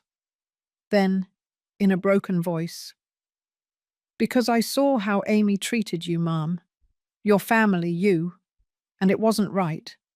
And now she's doing the same thing to Tom. She's taking his daughter without him knowing. And I can't stay quiet. It's not fair. Does Tom know you're calling me? No, no one knows. And I ask you not to say it was me who told you. But I thought you should know. For Valerie. Because that baby deserves to have her family. All of her family. We hung up. I was left with the phone in my hand, trembling. Amy was going to take my granddaughter to another country, and Tom had no idea. I could stay quiet. I could let things take their course. I could say it wasn't my problem, that Tom deserved it for everything he had done to me. But it wasn't about Tom. It was about Valerie, my granddaughter, an innocent child who was not to blame for any of this. And in that moment, I made the hardest decision of my life. I was going to help my son, not because he deserved it, but because it was the right thing to do. I called Mr. Williams that same afternoon. "Counselor, I need your help. Again." I told him everything. Carla's call, Amy's plans, the tickets to the United States. "This is serious, Mrs. Mary. If Amy takes the child without the father's consent, she would be committing parental kidnapping. It's a federal crime. What can be done?" Tom would have to request a precautionary measure, a prohibition so Amy cannot take the child out of the country. But for that, he needs to appear before a judge, and he needs a lawyer. "Could you help him?" The counselor fell silent. "Mrs. Mary, after everything that young man did to you, are you sure you want to help him?" "I'm not doing it for him, counselor. I'm doing it for my granddaughter. And because if I don't do anything and Amy takes her away, I'll never forgive myself." "I understand. But there's something you need to know." "What?" "If I represent Tom in this case, you would have to pay my fees, because he doesn't have any money. Are you willing to do that?" I thought about the savings I had left, about the pension that barely covered my expenses, about everything Tom had already taken from me. And I thought about Valerie, her dark eyes, her baby smile, the possibility of never seeing her again. "Yes, counselor," I said. "I am willing." The next step was the hardest. I had to talk to Tom. I hadn't seen him since the day of the trial. We hadn't spoken since the letter he sent me months ago. The restraining order was still in effect. He couldn't come near me, but I could go find him.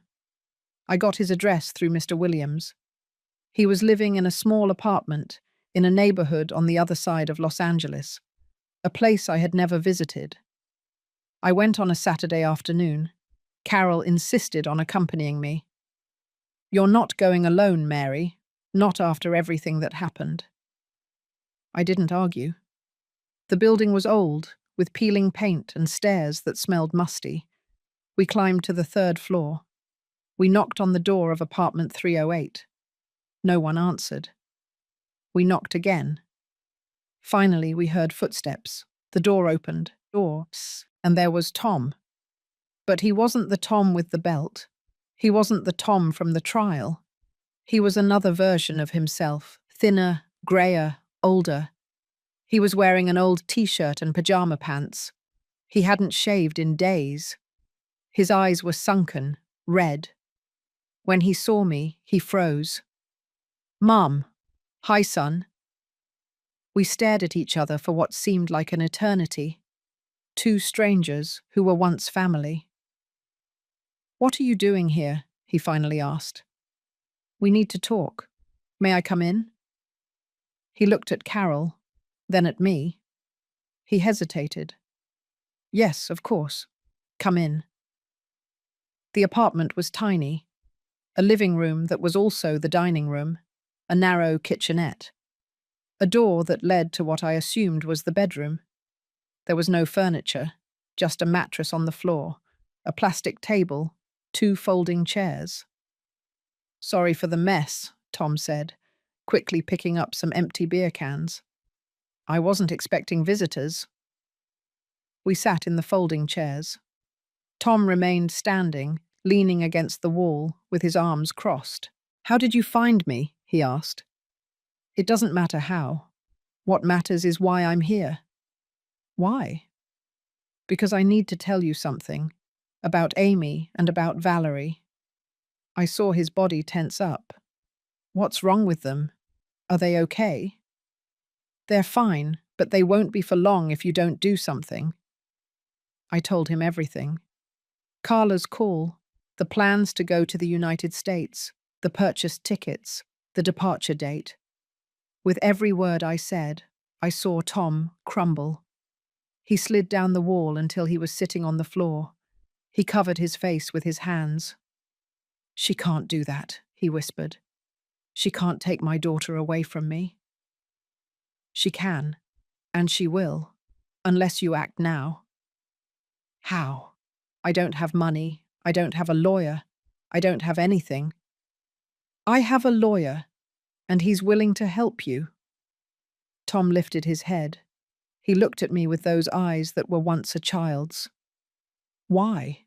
Why would you help me after everything I did to you?" I took a deep breath. I searched for the right words, the words that were true. "I'm not doing it for you, Tom. I'm doing it for Valerie, because she deserves to know her family. She deserves to grow up close to her dad. And because if I don't do anything and you lose her, I will never forgive myself.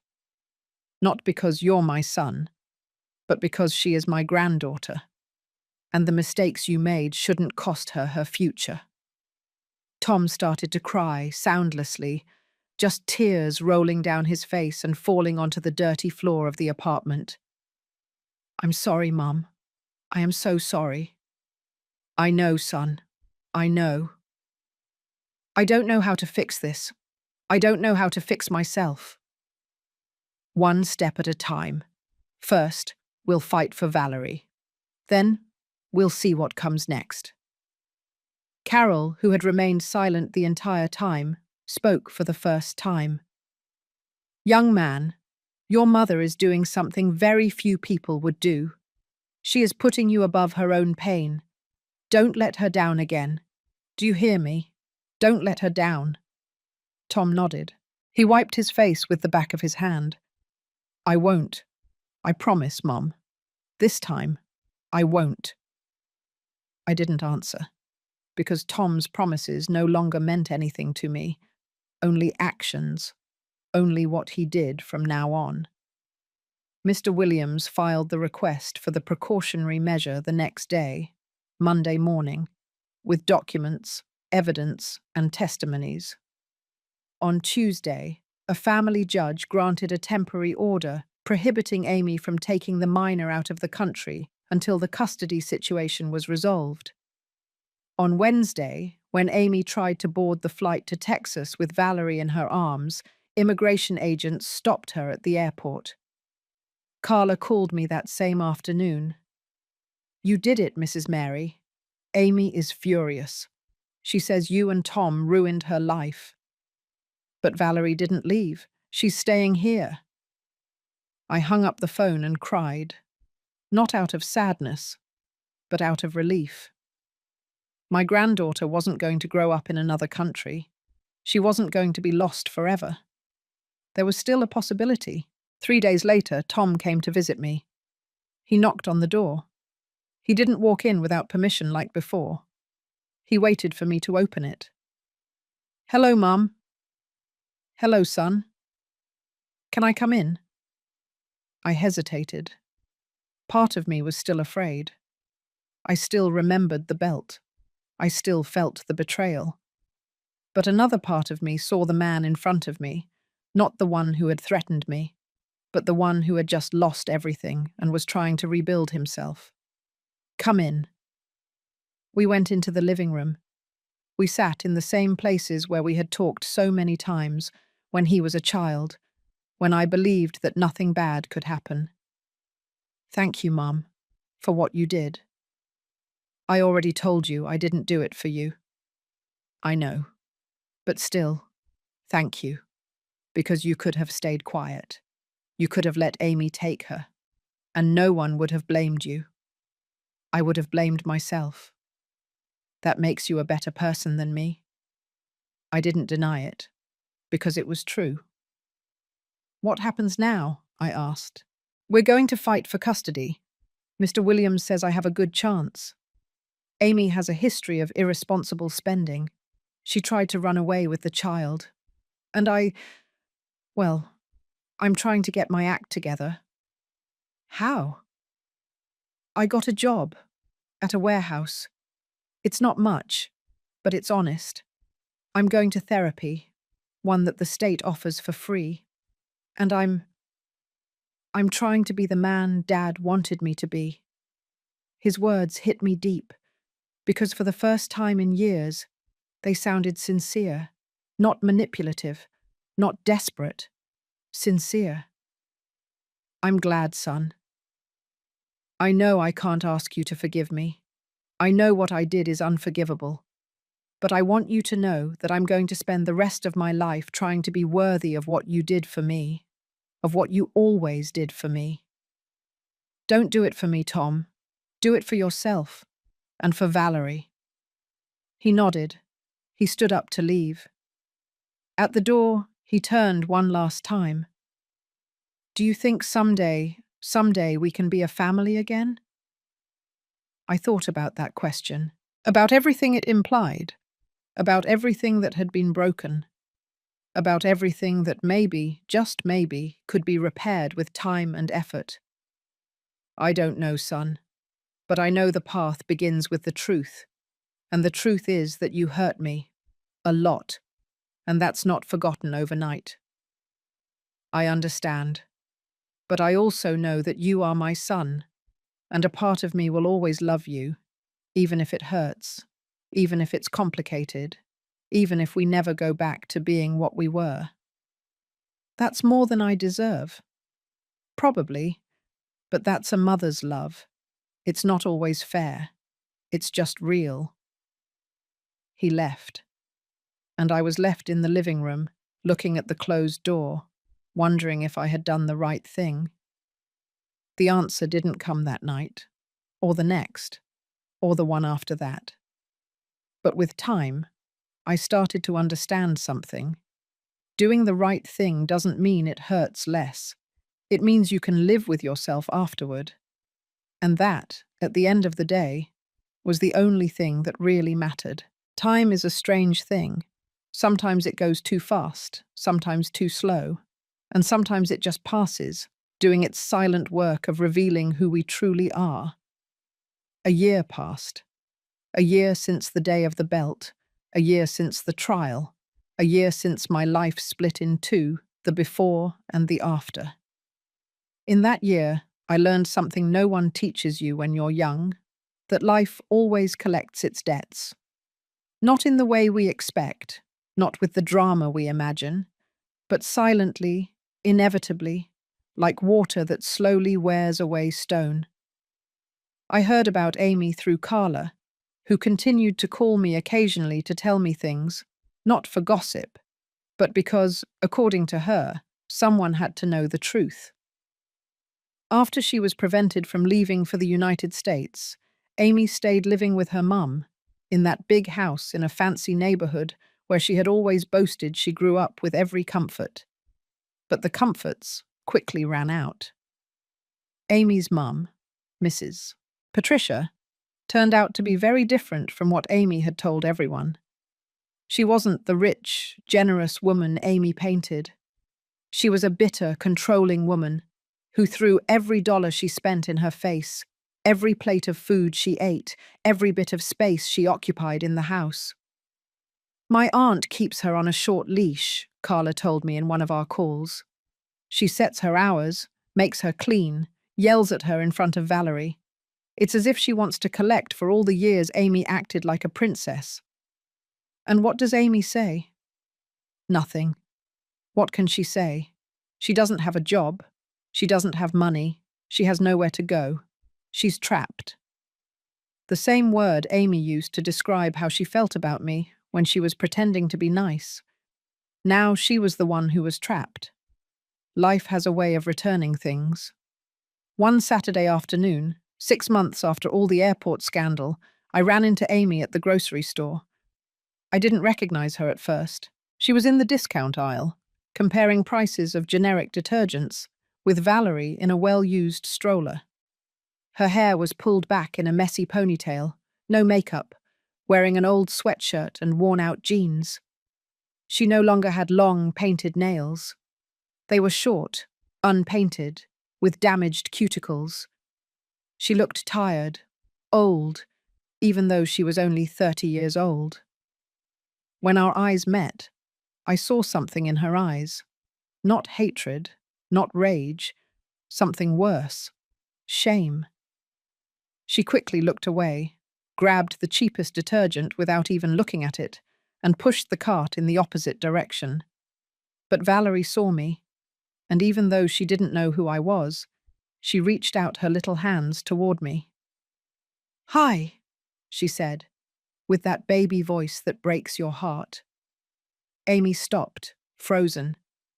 I approached slowly, without threatening, without judging. "Hello, Valerie," I whispered. "Hello, my love." The baby smiled. She had 2 new teeth, Robert's eyes, Tom's hair. "She's very beautiful," I told Amy. She didn't respond. She just looked at the floor. "How are you, Amy?" For a moment I thought she wouldn't answer, that she would just leave without saying anything. But then she spoke, in a voice so low I could barely hear her. "Bad, Mrs. Mary. I'm bad." I didn't know what to say. Part of me wanted to feel satisfied, wanted to tell her. This is what happens when you hurt people. This is what happens when you only think about yourself. But when I looked into her eyes, I only saw a broken woman, a woman who had staked everything on greed and had lost. "I'm sorry," I finally said. She looked up, surprised. "You're sorry after everything I did to you? You're sorry?" "I'm sorry you're suffering, because no one deserves to suffer, not even you." Tears started to roll down her face, without sobs, without drama, just silent tears, from someone who finally understands that their decisions have consequences. I didn't appreciate what I had. Tom, the house, a family that accepted me. I wanted everything, and now I have nothing. You have Valerie. Not even that. Tom is fighting for custody and he's going to win. I know it, because I'm a mess, and he's changing, truly. And you? Are you changing? She shrugged. I don't know. Maybe. Or maybe I'm just getting what I deserve. No one deserves to be unhappy, Amy, but we all deserve the consequences of our decisions. And that's what's happening now. Life is collecting what you owed it. She nodded. She wiped her face with the sleeve of her sweatshirt. Will you ever forgive me? I thought about it. Honestly thought about it. I don't know, but I know that forgiveness is not asked for. It's earned. And that takes time. A lot of time. I understand. Valerie started crying. Amy took her out of the cart and rocked her awkwardly, without practice, without patience. Like someone who never learned to be a mother because she always thought other people would do the work for her. Do you need help? I asked. Amy looked at me. In her eyes, pride was fighting with desperation. Desperation won. Yes, she whispered. Yes, I need help. Then learn to ask for it, without manipulating, without threatening, without using the baby as a bargaining chip. Learn to be honest, because that is the only way out of where you are. How? Start over, like everyone else. I walked away, leaving her there with her discount cart and her crying daughter, and the whole life she had built on lies crumbling around her. I didn't feel joy, but I didn't feel guilt either. I felt something deeper, truer. I felt peace, because I understood something in that moment. I didn't need her to suffer to feel good, but I also wasn't going to carry her suffering as if it were mine. Everyone had to live with the consequences of their own decisions, and that is the purest form of justice that exists. As for Tom, his story was different, slower, more complicated. He kept his word. He stayed working at the warehouse. It wasn't a glamorous job. He loaded boxes, counted inventory, cleaned floors. But it was honest, and the money he earned he used to pay off his debts. Little by little, dollar by dollar, he visited me once a month, never unannounced, always asking permission, knocking on the door, waiting. At first, our conversations were short, awkward, full of silences that weighed more than words. But with time, they became easier. Not like before, never like before, but more honest, more real. "How's therapy going?" I would ask him. "Good. Hard, but good. I'm learning things about myself I don't like, but I need to see." "Like what?" "Like how I always blamed others for my problems. Amy, my situation, you. But the truth is, Amitis, I made the decisions. I took out the mortgage. I threatened with the belt. I destroyed our relationship. And I have to live with that." Those words, coming from him, meant more than any apology. "I'm glad you see that, son. Do you think you can ever forgive me?" "I have forgiven you, Tom. But that doesn't mean I forget, or that things go back to how they were. Forgiveness is so I can sleep in peace. It's not to turn back time." "I understand. The custody trial took place 8 months after the airport incident. I went to the hearing, not because Tom asked me to, but because I wanted to see with my own eyes what was going to happen to my granddaughter. The judge was a woman, about 50 years old, with glasses and a serious expression that gave nothing away. She listened to both sides. Tom, who presented evidence of his stable job, his therapy, his clean and tidy apartment that he had prepared to receive Valerie, and Amy, who arrived without a lawyer, crying, asking for another chance, promising she would change, that she would be a better mother, that she just needed time. The judge delivered the verdict a week later, joint custody, but with primary residence at Tom's house. Amy would have supervised visits until she demonstrated financial and emotional stability. Tom left the courthouse crying, from relief, from gratitude, from fear of all the responsibility that had just fallen on his shoulders. "You'll do great, son," I told him. "You'll make mistakes, all parents do, but you'll do it with love, and that's what matters." "Thank you, Mum, for everything." "Don't thank me yet. Show me with your actions." He nodded, and he kept his word. 6 months later, Tom moved to a bigger 2-bedroom apartment, one for him, one for Valerie. He decorated it with his own hands, painted the walls yellow, put up curtains with clouds, bought a second-hand crib and restored it, just as Robert had done with the bicycle so many years ago. He invited me to see the apartment before Valerie moved in. It was humble, simple, but it was full of something I hadn't seen in a long time: love. "What do you think, Mum?" "I think your father would be proud." Those words broke him. He collapsed onto the second-hand sofa he had bought and cried like he hadn't cried since he was a child. "I miss him so much, Mum. Every day. And every day I wish I could tell him I'm sorry, that he was right, that I should have listened to him." I sat down next to him. I put my hand on his.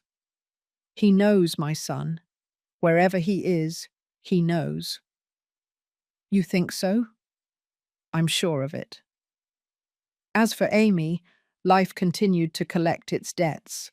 Her mother finally got tired of supporting her and gave her an ultimatum: get a job or move out.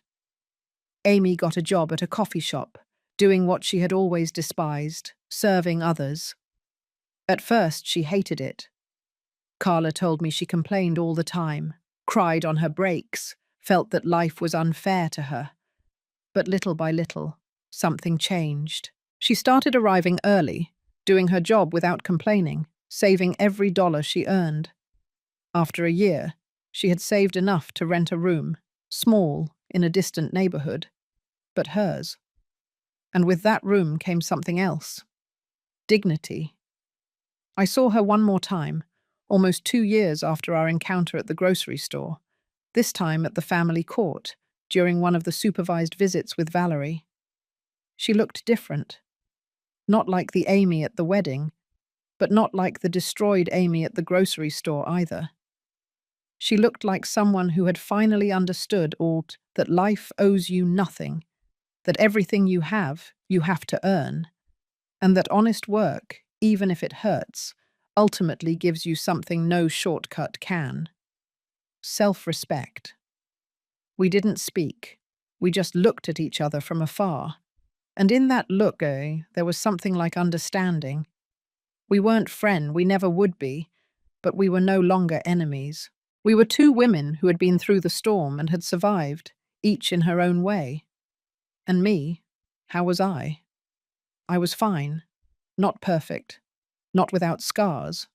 But fine. My house was still mine. Clear of debts. Clear of mortgages. Clear of people who wanted to take it from me. Tom visited me every 2 weeks, with Valerie. My granddaughter ran around the yard, chasing the butterflies that visited the lilac bush, that lilac bush that continued to bloom purple, bright, and loyal. The baby called me Grandma Mary, with that little voice that melted my heart. And when she hugged me, I felt that everything, absolutely everything that had happened, had been worth it. One Sunday, after lunch, Tom and I stayed at the kitchen table while Valerie napped on the living room sofa. "Mum, I want to ask you something." "Tell me, son." "Did you ever call me crazy when all of that was happening? Did you say I was crazy for not giving them what they asked for?" I thought about it. I remembered those dark days, those nights of fear. "No, son, I never called you crazy. But there were people who thought who thought I was crazy for defending myself, for setting limits, for not continuing to be the mother who sacrifices herself until she disappears." "And what do you think now?" "I think the only craziness is giving up your dignity for fear of being alone. Because in the end, if you give up who you are, you're alone anyway. Alone from yourself. And that is the worst loneliness of all." Tom nodded. He looked out the window toward the yard where Valerie had been playing. "I once thought you were unfair to me, that you took away what was mine. But now I understand that it was never mine. It was yours, and I tried to steal it from you. Not just the house, your peace, your dignity, your life. You understand it because you matured, son, because life taught you. Sometimes life is the best teacher, even if it's the hardest. Did you ever see how I ended up after everything that happened?" I smiled, a sad but honest smile. "I saw you, Tom. I saw you alone in that miserable apartment. I saw you without a job, without a wife, without money. I saw you hit rock bottom, and I didn't feel joy, but I didn't feel guilt either, because I understood something important." "What?" "That sometimes the greatest love you can give someone is letting them face the consequences of their actions, because only then can they grow. Only then can they change." Tom wiped a tear that rolled down his cheek. "Thank you for that, Mum. Thank you for not rescuing me. Because if you had, I would still be the same. And Valerie would have a dad who's no good. You're right. But I'll also tell you something. I saw that you got up. I saw that you changed. And that son, that fills me with pride. We fell silent, that comfortable silence that can only exist between people who have passed through the fire and come out the other side. Life always collects its debts, doesn't it, Mum? Always, son. Always, sir. Sometimes it takes time. Sometimes it seems like it will never arrive, but it always collects. And it collected years of silence from me, of enduring, of not defending myself. But it also collected from those who hurt me, not with my revenge, but with their own decisions. Karma, he said. Justice, I replied. Simply justice. Today is 3 years since that afternoon of the belt. 3 years since my life split in two. 3 years since I learned that sometimes defending your dignity costs everything you have, and that it is worth it. I am sitting on my front porch, in the same place where Robert used to sit to read the newspaper on Sunday mornings. The afternoon sun warms my face. The lilac bush is still blooming in the yard. Purple, bright, loyal. Valerie runs barefoot through the garden. She's 4 years old now, her long hair tied up in 2 pigtails, Robert's eyes, Tom's laugh when he was a child. Grandma Mary, look, a butterfly. How beautiful, my love. What colour is it? Yellow, like the sun. I smile, that smile that only grandmothers know, the one that hurts and heals at the same time, the one that carries all the weight of the world and all the lightness of hope. Tom is in the kitchen making iced tea. I can hear him moving things around, humming a song, how he has made this house his own again, but in a different way, respectful, humble. He has been coming every Sunday for 2 years with Valerie to eat, to talk, sometimes just to be in silence together. He is not the son I had. That son died the day of the belt. But he is the man that son could have been if life hadn't led him astray. And that man is learning to be better every day. He comes out to the porch with 2 glasses of iced tea, gives me one, and sits in the chair next to mine. Thank you, my son. You're welcome, Mum. We drink in silence, watching Valerie chase butterflies, watching the afternoon fall slowly over the yard, watching life continue its inevitable course. Mum, can I ask you something? Of course, son. Do you ever regret it? All of it? Confronting me, revoking the power, everything? I think about it. Honestly think about it, because that question deserves a true answer. I regret many things, Tom. I regret not setting limits sooner, giving you everything without teaching you the value of earning it, rescuing you every time you fell instead of letting you learn. But I don't regret defending myself, because defending myself was the only thing that saved me, and eventually it saved you too. How me?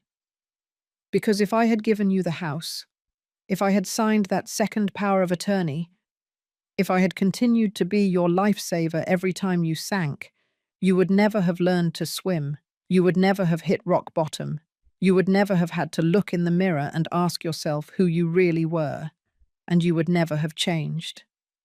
Tom nods. He drinks his iced tea. He looks at his daughter. You were right about everything, and I was blinded by ambition, by Amy's lies, by my own immaturity. We all get blinded sometimes, son. The important thing is to open your eyes before it's too late. It was almost too late, but it wasn't, and that's what counts.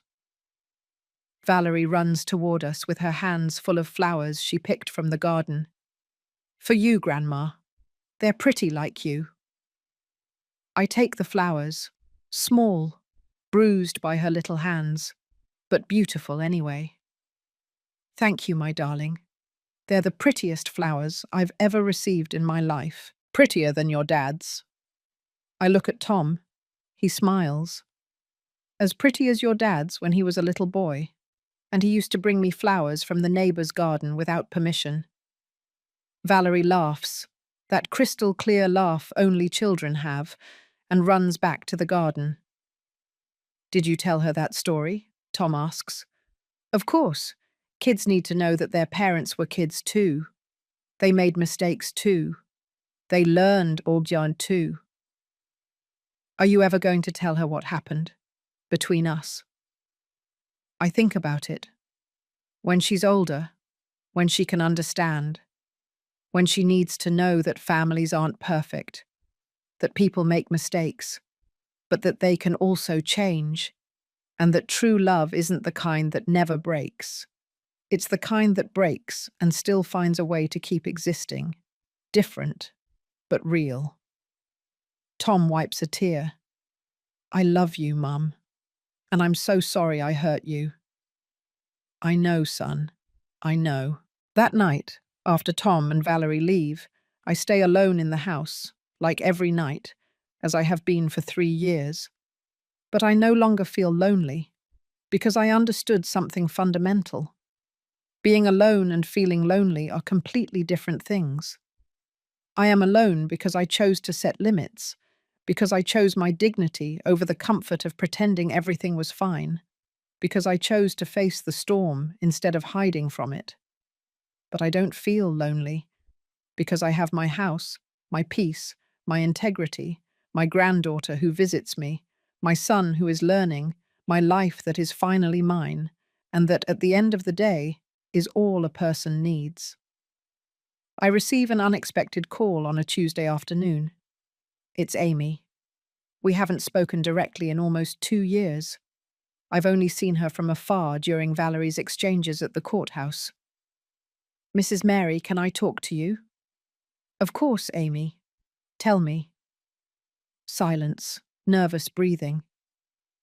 I wanted to thank you. Thank me? For what? For not letting me get away with it. For defending your house. For setting a limit for me when no one else would. Because if you hadn't, I would still be the same horrible person I was. And I would have never learned. I would have never changed.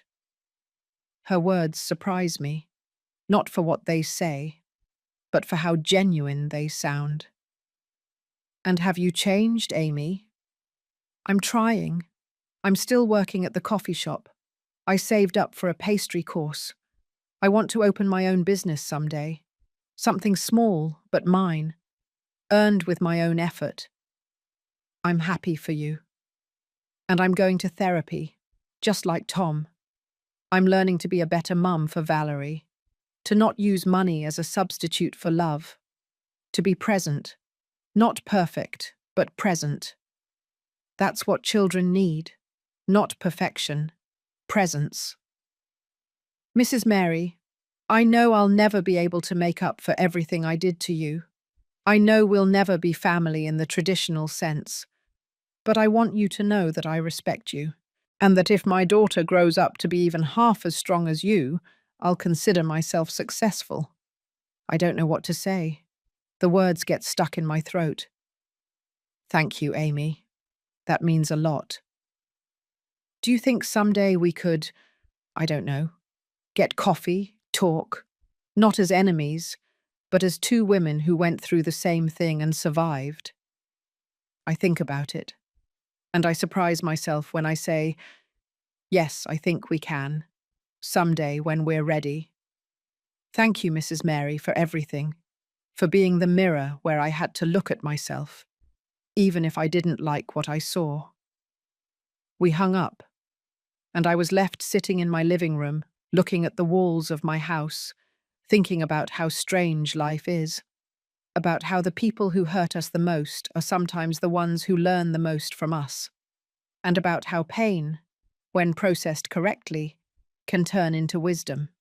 One Sunday, 3.5 years after everything, Carol and I are drinking coffee in her kitchen, as we have done for 40 years, as we will continue to do until one of us is no longer here. You know what I admire most about you, Mary, she says suddenly. What? That you never became bitter. After everything that happened, many women would have become hard, resentful, closed off. But you didn't. You kept being you, just stronger. I don't always feel strong, Carol. No one feels strong all the time, my dear. Strength is not about not being afraid. It's about being afraid and still doing the right thing. And do you think I did the right thing? What do you think? I think about it.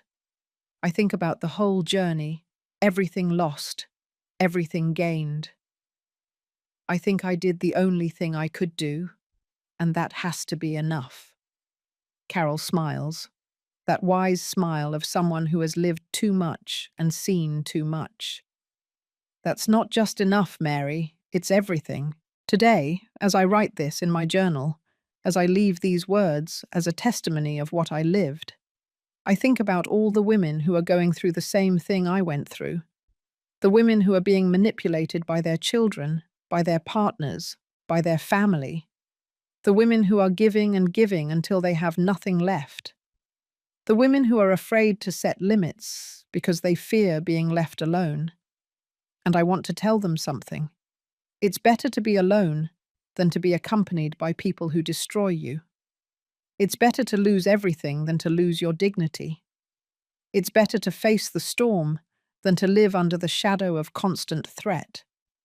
Because in the end, the only thing that truly belongs to you is your integrity. And if you give it away out of fear, out of misunderstood love, out of not facing conflict, then you've lost everything anyway. I lost my son for a time. I lost my granddaughter.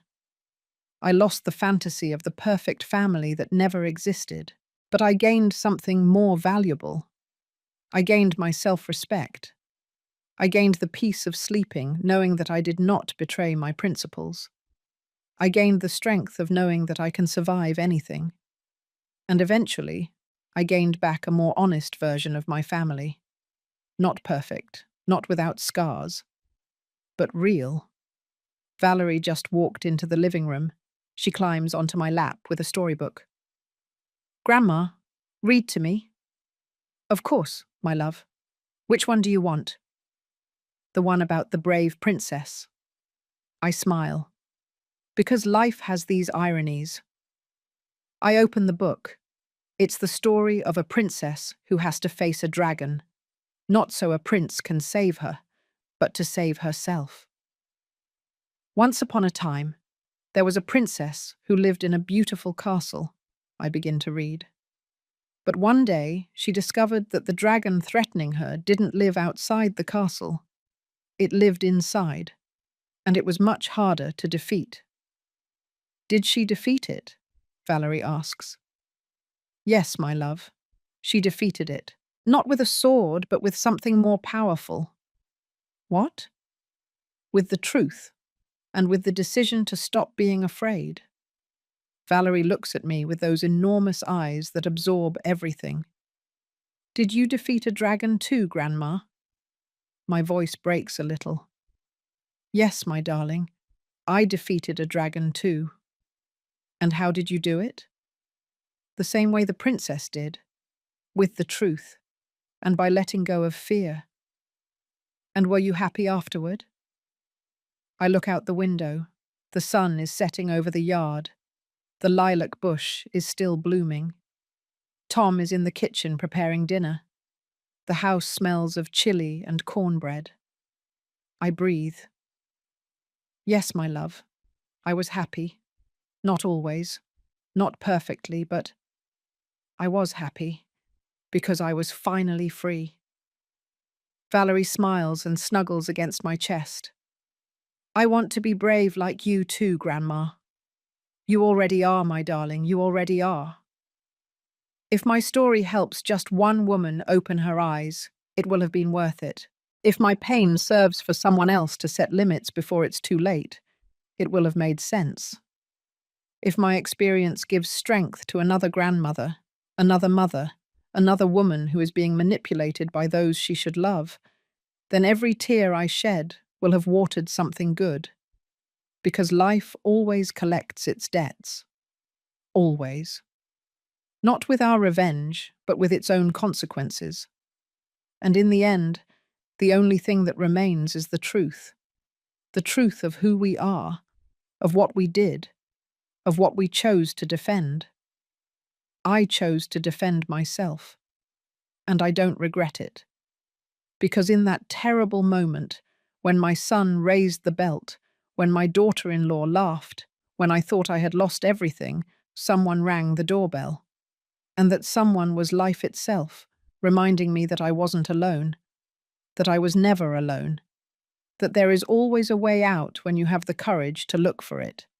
Today, I live in my house, the house I paid for with 40 years of work, the house I was about to lose, the house I defended with everything I had. And every morning, when I wake up and see the sun coming through my window, I give thanks. Not because everything is perfect, but because it's mine, earned, defended, deserved. And that, in the end, is the only thing that matters. Thank you for listening to the end. If this story touched your heart, subscribe and hit the notification bell to hear more stories of women who transformed their pain into wisdom. Every day, one woman, one life lesson. Share this story with someone you love. Sometimes a story like this can change an entire day. God bless you, and until next time.